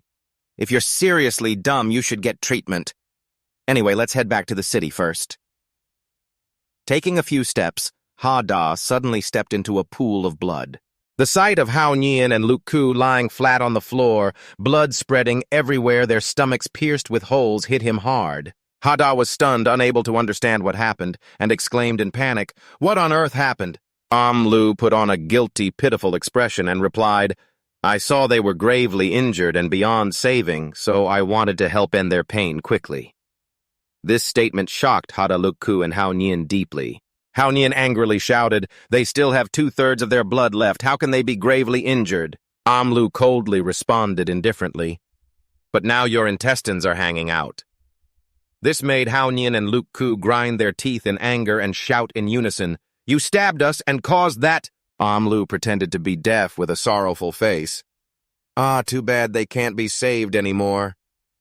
Hao Nian panicked and yelled, They can still be saved. But the situation at this moment was truly dire. Tune Nguyen, standing beside them, shouted in panic, They really can't hold on anymore. Losing too much blood really can't hold on. Thanks to Tune Nguyen's continuous support, Hao Nian and Luke Ku managed to hold on until now. Their blood flow kept rising and falling without stopping. Hadah was equally panicked, his voice trembling as he asked, How can this be? Meanwhile, Am Lu stood beside with a smirk on her lips, clearly enjoying herself. The dagger in her hand gleamed coldly. It had been coated with deadly poison beforehand. Hao Nian, having lost too much blood, looked pale and miserable. He sank into thought. A level 22 elite can't kill me. The level 35 dungeon leader can't either. I'm ranked second on the human leaderboard, yet I'm being treacherously killed by a teammate like this. The image of Lu holding the dagger, her eyes full of murderous intent and disdain, along with the words, "You have no idea what kind of grudge you've earned against existence," flashed through his mind. Hao Nian closed his eyes and forced a bitter smile, silently thinking, "This is a life-threatening situation. One careless step and I've stepped on a landmine." At this point, all he could do was regret his ignorance. Hao Nian's spirit gave up, sinking deep into darkness, accepting the approaching death. Suddenly, Hadah's voice rang out, cutting through the tension. "Maybe I can try." Everyone looked up at him with curious eyes. "Try what?" Hadah calmly took a roll of gauze from his bag, emitting a faint purple light, his face brightening. "Maybe I can still save them." The gauze in Hadah's hand was a rare level of demon script bandage prop. To possess it, players must have first aid skill level 750. To possess it, players must reach first aid skill level 750. The whole group was stunned by the scene. Despite the pain, Hao Nian couldn't believe it, and muttered, "It's just cloth bandages, only high-level first aid skills can craft this." Lu Ku beside him was equally moved, saying, "Moreover, these are the highest-grade demon script cloth bandages. First aid is the most costly production skill to level up. In the early stages, a first aid skill that transforms cloth into cloth bandages at a low level has a healing capacity equivalent to 5 first aid professions of the same level. Using maximum capacity, even the demon-patterned bandage can instantly heal a level 80 defense warrior. But because cloth is scarce early on, no one is willing to spend resources to level this skill, nor can anyone afford it." Yet Hadah kept a faint smile holding the roll of bandages and said, "Because I'm not good at anything to survive in this world, stopping bleeding is the most important. So I leveled up the first aid skill first." He looked down at Hao Nian and Lu Ku, who were barely breathing, and continued, "I didn't expect to use it now. It's really great." Hearing this, Hao Nian's pale face from blood loss turned even paler. He was silent, his mind in chaos, and casually thought that he could lend gold to turn the dungeon leader into a pet, and even possessed a Grandmaster-level first aid skill like this, yet he dared to have bad intentions. The more he thought, the more terrified Hao Nian became. Sweat poured down like a shower, his whole body felt weak and about to collapse. He silently thought that Hadah probably just saw him as a fool. Lu was briefly surprised when Hadah intended to save the two, but then seemed to realize something. Her face lit up with excitement, eyes sparkling with anticipation. "So that's how it is. Heal first, then kill next. No wonder Hadah is such a master with many tricks." Thinking this, Lu stood behind Hadah, looking at Hao Nian and Lu Ku with a sinister smile that sent chills down their spines, making them sweat profusely. That smile scared them so much they silently thought maybe it's better not to be saved. But Hadah cut off their thoughts abruptly. He rushed forward and sat in front of the two with a firm voice. "Use it quickly!" Hao Nian was stunned, moved to tears, stammering, "But that's the demon-patterned bandage. Do we deserve it?" "I haven't even finished explaining before." Hadah interrupted with a righteous expression. "Don't say such foolish things anymore. What's more precious in this world than human life?" Those words moved Hao Nian. Tears streamed down his face. He shouted, "Boss, from now on you are my reborn parent." But just after speaking, a system panel suddenly appeared. Hao Nian looked down curiously and saw the clear message that the other party requested a transaction with the friend. He was stunned and confused. Hadah explained, "I originally didn't want to charge, but since everyone insisted, I didn't refuse." Immediately after the system announcement rang out, Tan Hao Nian lost 12 gold, 52 silver remaining. Lu Ku lost 82 silver remaining. Hadah received 13 gold, 34 silver. Hearing the announcement, Hao Nian and Lu Ku were stunned, their hearts aching like a knife, their bodies frozen. Meanwhile, Hadah laughed brightly, his face even more enthusiastic. He acted straightforwardly, handing the bandage to the two, and said, "You two can rest assured I have collected the payment. I definitely won't let you die." The demon-patterned bandage was tossed out tightly, wrapping Hao Nian's body. Not only healing critical wounds, it also seemed to cleanse Hao Nian's dirty, twisted soul, making him feel a miraculous warmth as if granted angel wings to soar. Overwhelmed with emotion, he couldn't hold back tears. At that touching moment, the system notification appeared reminding that the other party had taken all your money. The group widened their eyes reading the message, but no one cared at that moment. Hao Nian crushed the announcement panel shyly, saying, "That's our destiny." Suddenly, a brilliant light surrounded all three, Hao Nian, Lukku, and Tiongwen. The three immediately gained 5 profession levels, upgrading from trainee to official. The sudden change stunned them. They couldn't believe it. Not only healed, but also upgraded their bodies and ranks, making them doubt life itself and think it impossible. It must be a repair machine disguised as demon-patterned bandages. In an instant, all three knelt before Hadah, performing the highest human salute to show respect. Hao Nian stood in the middle on behalf of everyone, shouting loudly, "Thank you, boss. From now on, you are my big brother." Hao Nian said, "I will face mountains of blades and seas of fire for you." Hadah smiled faintly, waving his hand. "No need. No need, it's just a life-saving favor. No need for grand ceremonies, just keep it in your heart." But then he smirked, holding up 2 fingers, and continued, "Each roll of the demon script cloth tape costs 30 gold. Remember to pay me the remaining amount with an interest rate of 35% per year as agreed." Amlu stood behind, watching Hadah intently, then suddenly revealed an infatuated, passionate expression. She thought to herself, so that's how it is. Destroying them by lending at high interest rates, such a dirty trick can only be the real Elder Hadah. He really knows how to play. When the group stepped out of the building, the system announced, "Your team has cleared the Laptin apartment dungeon and earned 50,000 experience points." Everyone was amazed, not expecting to achieve this accomplishment. Immediately after this game's World Channel announced, Hao Nian, Lukku, Tiongwen, Amlu, and Hadah are the first and only team to clear the Laptin apartment dungeon. The news caused a stir among other players. Hadah was still dazed, his face blank, not understanding what was happening, then suddenly seemed to realize something. He trembled, voice tense. "What?" "The place we just entered is a copy dungeon." Hearing this, Hao Nian laughed heartily. "That's right. Exactly." Hao Nian's confirmation made Hadah almost faint. Long panicked, wondering who he was and where he was. What did I just go through? He was scared, eyes hazy. Seeing that Hao Nian was briefly stunned, thinking, didn't he even bring the dungeon leader pet on his shoulder? On the other side, Roland was sipping coffee, busy working, when he read the announcement. He froze for a few seconds, disbelief on his face, thinking the Demon King actually cleared the dungeon in his own house in KMR University City. Everyone was excited and buzzing. They're back.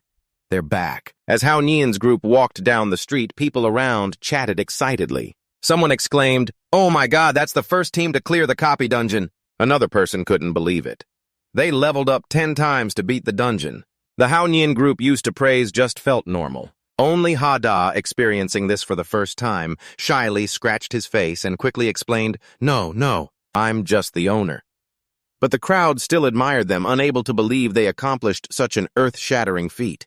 In the crowd, someone recognized Tan Hao Nian, pointed and shouted, "That seems to be a professional gamer who has dominated countless games." The person next to him was amazed. No wonder. They noticed the Peerless Strongman title glittering above Hao Nian's head. Immediately they clamored, "Look, the Peerless Strongman title. No wonder he's the WCG champion. No wonder he cleared the dungeon." Hearing the praise, Hao Nian couldn't help but be proud, lifting his head to look at the title, brushing it off, saying, "Looks like you guys know a little something."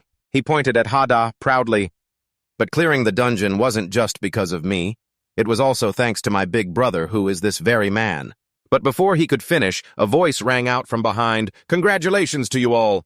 The group suddenly stopped, turned around, wondering who it was. On closer look, it was Roland. Everyone was stunned and said in unison, "Roland."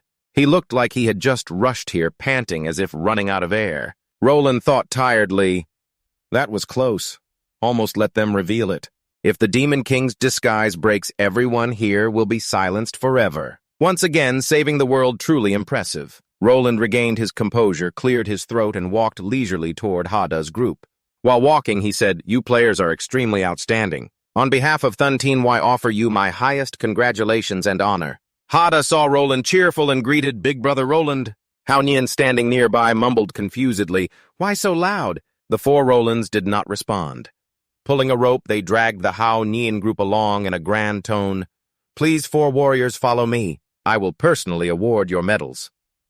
The 4 looked embarrassed. The surrounding crowd, eager to see what would happen, was equally surprised, whispering, "Why only 4? Hadah was left behind." Seeing everyone puzzled, he quickly explained, I'm the owner, so I'm not counted. He forced a smile, scratched his head. That's normal. In a hidden corner, Roland suddenly punched the wall. His face was fierce, but still maintained a friendly look as he spoke to Hao Nian.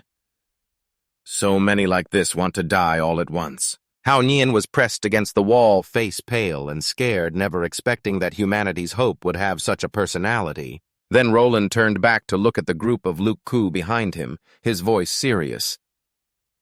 In short, that person's identity is not simple. Everyone was stunned. Luke Ku spoke up on behalf of the group, but before he finished, Roland interrupted and asked, Do you know why he doesn't display rank or profession? Luke Ku looked at Roland suspiciously. Could it be that he's hiding it? Roland cleared his throat and answered seriously, No, it's because he has none. He's basically not a player. This statement shocked the whole group, and they all shouted in unison, What?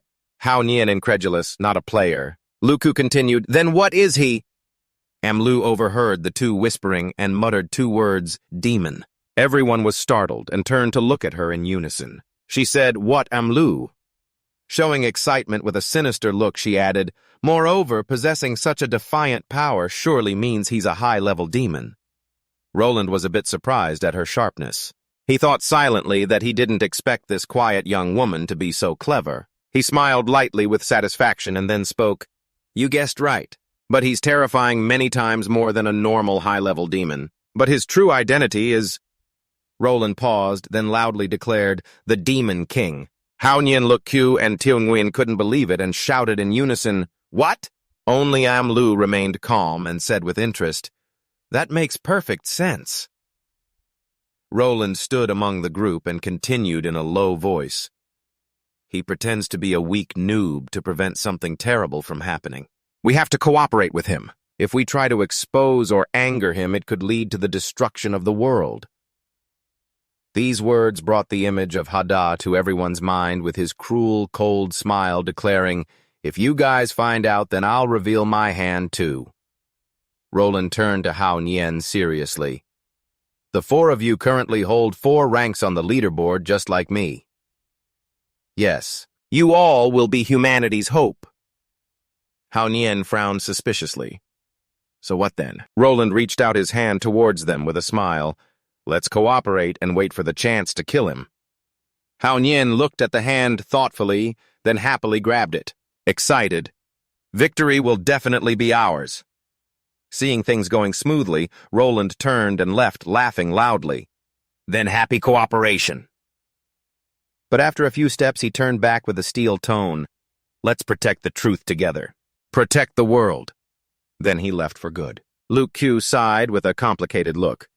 Knowing how formidable he is, but never expected it to be like this.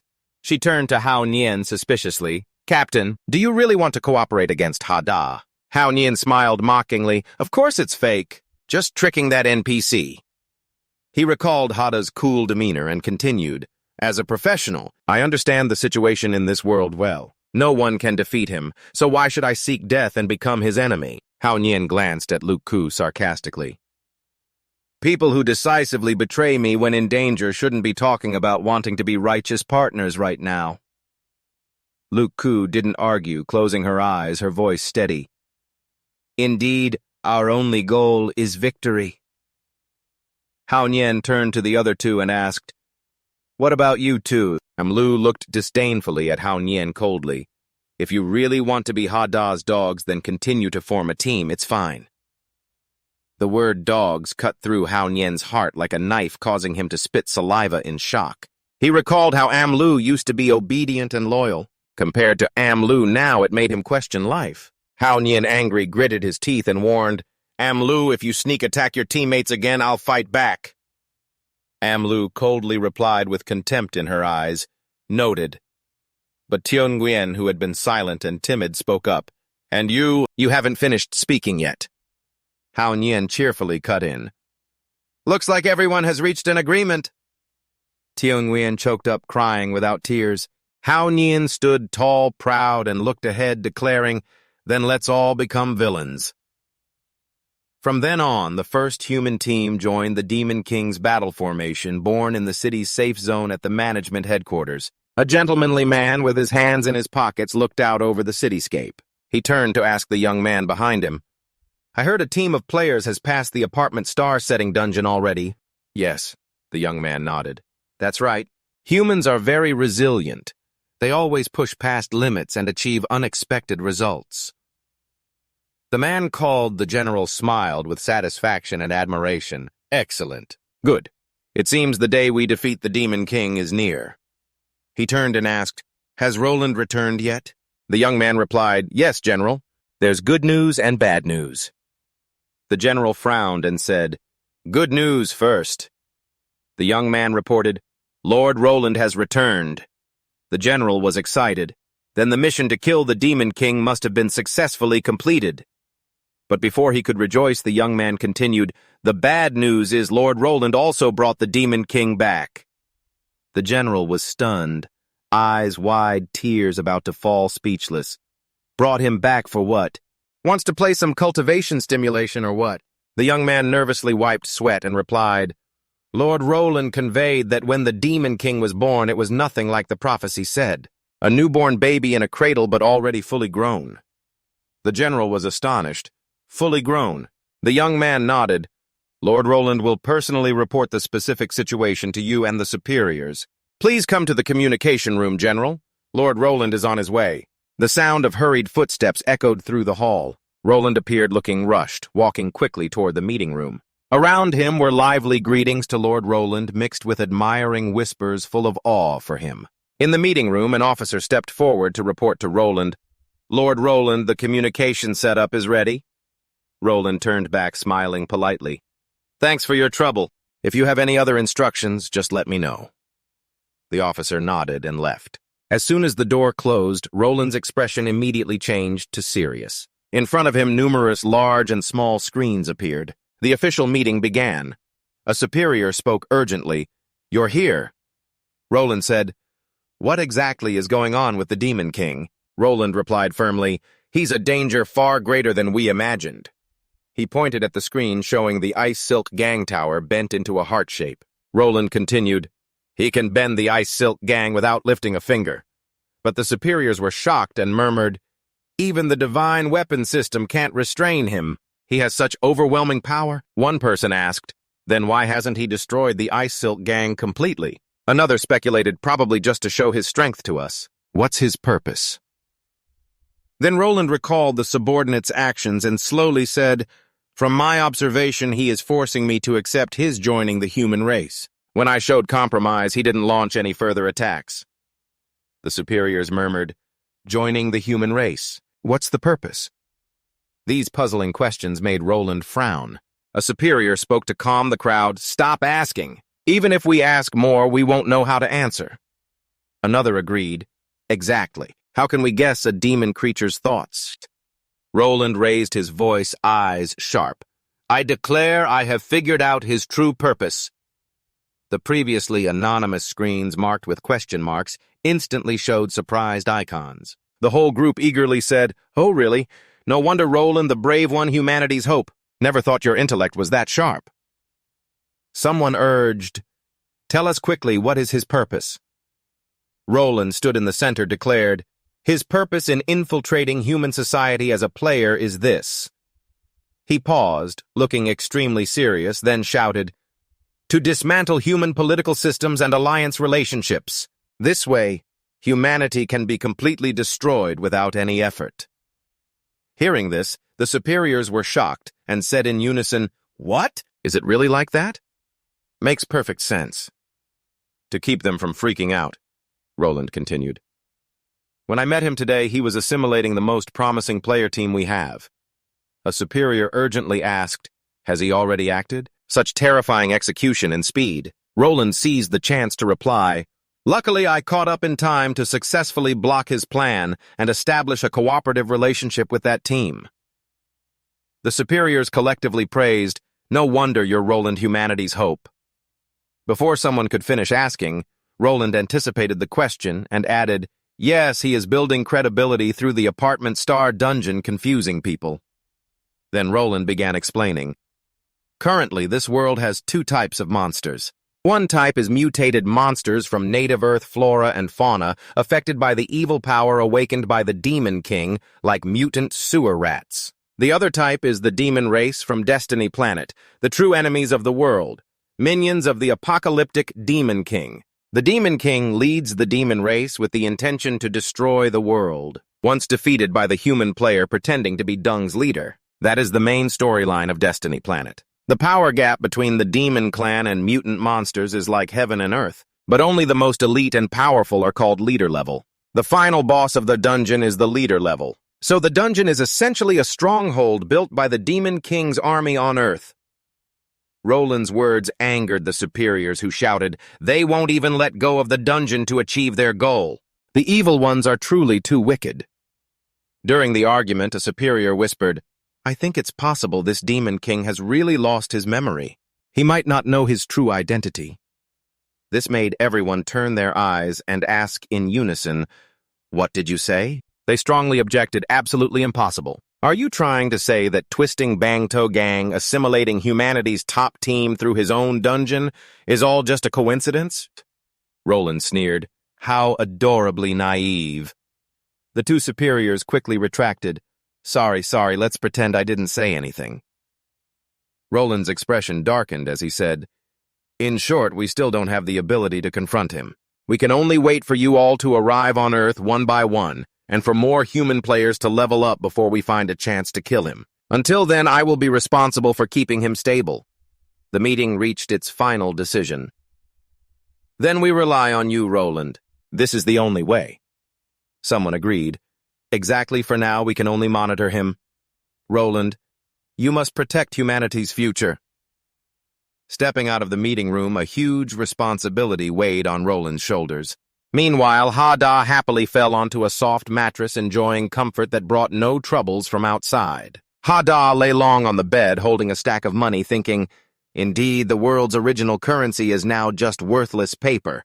In the apocalypse, the rarest resource is the safe zone. I'm really smart. While house prices are low, I'll buy one in the safe zone's center." But it wasn't cheap.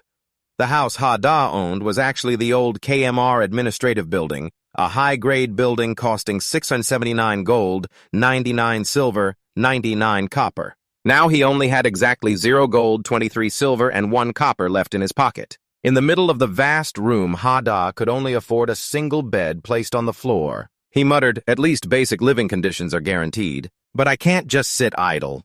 I'll save money and wait for house prices to rise."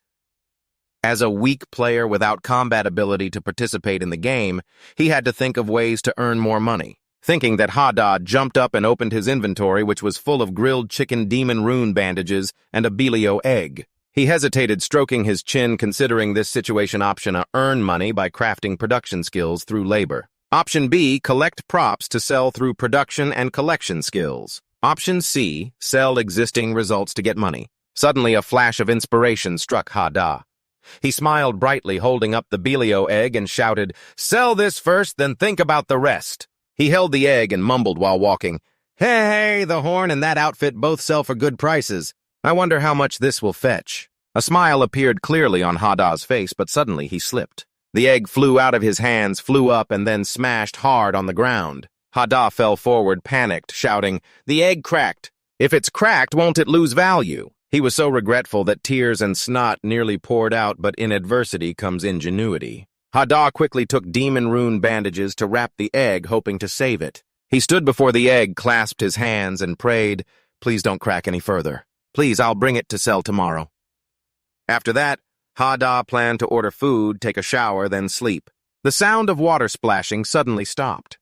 Looking up, the Belio egg suddenly shook violently. From within the dim purple light, a small figure gradually appeared. Little legs appeared, then a familiar figure emerged. Belio had been resurrected and just came back to life.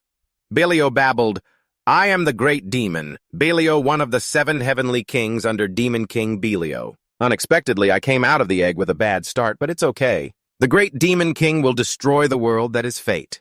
Belio smiled wickedly, lost in thought. "Great Demon King, please wait a moment. Belio will come to save you." But his thought was interrupted by a noise. Belio turned and saw the giant Bao, with sharp eyes standing tall behind him. The scene made Belio, who had just been resurrected, instantly turn to stone, her entire body stiffening. Then Belio regained her composure, lifted her head to look at Bao Bao and exclaimed, "Bao Bao, why are you here?" Bao Bao, with a cold expression, asked back, "How do you know me?" Belio stammered with the trembling voice, I've met you in a dream. I have been in a deep sleep for a long time, always dreaming of a prophecy that said the two worlds would merge. The Demon King will lead an army to destroy humanity. In the dream, you were the closest to the Demon King, the great lord and supreme demon ruling all the fierce beasts. Hearing Belio, Bao Bao slightly curled her lips, her eyes flashing with interest. That's somewhat interesting. Belio anxiously continued. The being in the dream also showed me the exact location where the Demon King would descend. So after awakening, I have been waiting to welcome him. I've been avoiding the pursuit of Thantine Kong and Roland all this time. She recalled the past, hiding, scavenging for rotten apples to recover 3% of her health, then continuing on. I persevered until the end, but I didn't expect the place where the Demon King was born to be ambushed by Roland. Bao Bao, hurry, we have to save the Demon King. Seeing Belio agitated, Bao Bao gently replied, "That's no longer necessary." Belio was bewildered, not understanding why. Bao Bao patiently explained, "He's no longer at the initial rank nor in a newborn state. He no longer needs our protection. So independent that he doesn't even need a maid to bathe him. That's really impressive." Bao Bao's face turned serious, her gaze sharp and cold. "His current rank is at least 4 digits long." Belio was stunned, yelling, "What 4 digits?" Bao Bao calmly licked her hand and replied, "Exactly how many I don't know. In short, don't overthink it or you'll just cause confusion." Belio hesitated and asked, "Then what state are you in now?" Bao Bao glanced at her with half-lidded eyes, speaking indifferently. "This rank of mine is obviously just a disguise. The Demon King has established a bond with me. Rank no longer matters." Belio broke out in cold sweat, unable to believe it. "A bond? You mean you can directly borrow the Demon King's power?" Bao Bao recalled old memories and patiently explained, "Exactly. His power flows within me as a part of himself. Rank is just a shell to fool others." Bao Bao smirked casually. "When the Demon King found me, I was only level 35. But we've been together for many years. Our relationship is much closer than you all. It's understandable that he values me." Bao Bao's obvious words made Belio sigh in admiration, her eyes sparkling with true admiration. "I have to try hard so that one day I can establish a deep bond with the Demon King, too." Bao Bao cut off Belio's thoughts seriously. "There's one more very important thing I have to tell you." Belio looked up curiously. "What is it?" Bao Bao smirked slyly. "Our master led us to sneak into the human world. We're now acting as moles." Belio was stunned, muttering, "Moles." She rubbed her chin thoughtfully. "So you're secretly infiltrating human society, destroying political systems and alliances from within without lifting a finger to defeat humanity. So that's the plan." Bao Bao licked her hand and shook her head. "Don't guess wildly. His goal is not simply to destroy the world." Hearing that Belio's passion surged, she was excited. No wonder the Demon King, clearly powerful enough to dominate the world, yet chooses to enjoy a refined, leisurely life. Truly admirable. Belio's enthusiasm left Bao Bao speechless. She just shuts down her brain and doesn't listen to others. So annoying. Bao Bao licked her hand calmly. "In short, we have to cooperate with him, disguise ourselves as clueless rookies, and absolutely must not expose or ruin his plan." Belio nodded firmly, full of confidence. "Don't worry, acting is my thing. Whether wife or maid, I'm ready."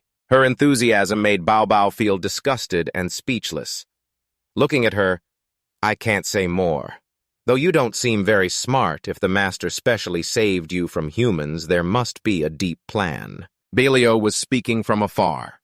Hadah's voice reached Bao Bao. The bathroom door swung open. Hadah stepped out, wiping his wet hair, seemingly hearing the conversation, his curious eyes looking around. Hadah stared wide-eyed at Bao Bao and Belio on the table. Suddenly he exclaimed, "What is this?" Suddenly a strange creature appeared beside Bao Bao. Contrary to his surprise, Belio shyly whispered in a soft voice, "Master, I'm back." But Hadah paid no attention, his eyes fixed on Belio, murmuring, "Is this how the egg hatches?" Then he picked up Belio, poking and examining, muttering, "This size character setting like this, it can even move and talk. Isn't this worth selling for a high price?" Thinking of that, Hadah was so delighted his nose seemed to steam. After a while, Belio tried to explain everything. Hadah nodded as if understanding. "So that's it, you're a little pet whose outdoor leader exploded." Belial politely replied, "Yes, that's right." Hadah exclaimed, eyes shining brightly. "How interesting!"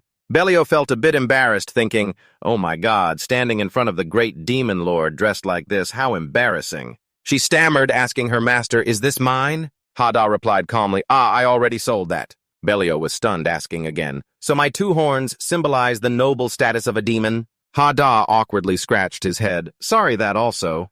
Hearing this, Belial's mind spun. She thought, "So either way, I'm going to be sold." She recalled Bao Bao's words, her master, treatment from humans must have deep intentions. Tears welled up in Belial's eyes, full of sorrow. So the great demon lord's purpose in saving me was just for money. And now he even wants to sell me to humans. She tried to hold back her pain, her body trembling, but Belial's sorrow suddenly switched to excitement. She imagined that because of the great demon lord, she must obey lowly humans, be ordered around and beaten. But as long as it's for him, she wouldn't hesitate to sacrifice her life. Oh, my soul is truly selfless. Then she thought, but is the great demon lord that short on money? It's not easy being by his side. If I get sold, how can I protect him? After thinking for a while, Belial spoke up. Master, if you're after money, I have another way. Hadah was curious. Another way. Suddenly Belial flew up and emitted a brilliant light, startling Hadah. What is this? Just then, Chia, the food delivery guy, walked in, the boss of Hadah's orders. But what he saw was Belial pinning Hadah on the bed, surrounded by a beautiful purple light with professional skill and a thumbs up. The boss is really amazing. Quickly putting down the food, he said, I'll leave this here for you. Then he left the village. Hadah raised his hand awkwardly, trying to explain his eyes, briefly embarrassed. No, it's not what you think. But the other just shrugged helplessly, so Hadah gave up on explaining.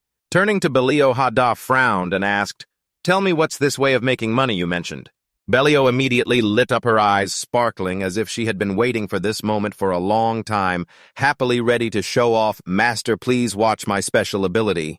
Hadah was momentarily stunned, his mind hazy, special ability. While he was still thinking, Belial clasped her hands. Her body slightly trembling as if gathering strength, she shouted, It's coming out! Then a golden ah sound echoed. Immediately a magnificent pair of horns appeared on Belial's head. She smiled proudly. My demon horns have grown back. Without keeping Hadah waiting, Belial decisively broke the horns off and respectfully offered them to him. Please accept them. Master, please sell these. Hadah was stunned by the scene, mouth agape, his mind spinning. Horns. He trembled, thinking, so the horns are to dispel my confusion. Belial continued excitedly, These grow every day, so cut them once a day. After speaking, she suddenly switched to a pitiful tone, her eyes glistening. Master, please don't sell me. Hadah laughed gently, patting Belial's shoulder, eyes full of confident charm like a clueless CEO. How could I sell you? Thus, Belial officially earned the position of the female lead in this story. Each pair of horns sells for 354 gold and 98 silver every day. Generally, Hadah's conscience didn't easily stir only because the horn's value was too high. From then on, besides the number one beast, Bao Bao consuming 350 grams of raw meat and bones daily at a cost of 2 silver, 13 copper, the team also welcomed the number 2 beast, Belial.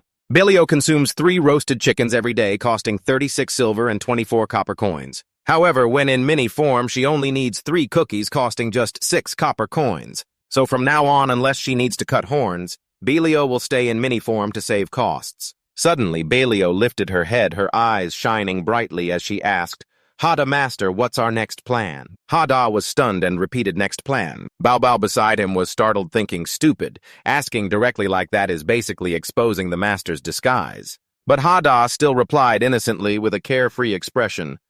The usual gameplay is leveling up and challenging dungeons, but our situation is special, we just need to survive. Hearing Hadah's answer, Bao Bao couldn't help but admire him, thinking, no wonder he's the master. His role-playing is amazing, and he even gave a perfect answer. Belial was extremely excited, nodding. I understand it's basically a wait-and-see strategy. Hadah paused, scratched his head with a slightly puzzled look. Seems correct, but that way of putting it sounds a bit strange. He smiled in response, and Belial explained that's true, but at the same time, we need to accumulate enough wealth to have a chance to buy a duplicate seat when challenging the final dungeon. Hadah activated the system screen. his eyes scanning the numbers, his voice steady. My plan is to buy raw materials from merchants, process them, then sell to earn crafting fees. But everything is unsold, and the profit from selling is too low. The screen displayed a list of props with sky-high prices, explaining right away why the goods aren't selling. Hadah still gave a faint smile. That's why you're very important to me. Belial's heart stirred at his words, her eyes lighting up with joy. My master will definitely try his best. But from Hadah's perspective, Belial was nothing more than a money-making tree.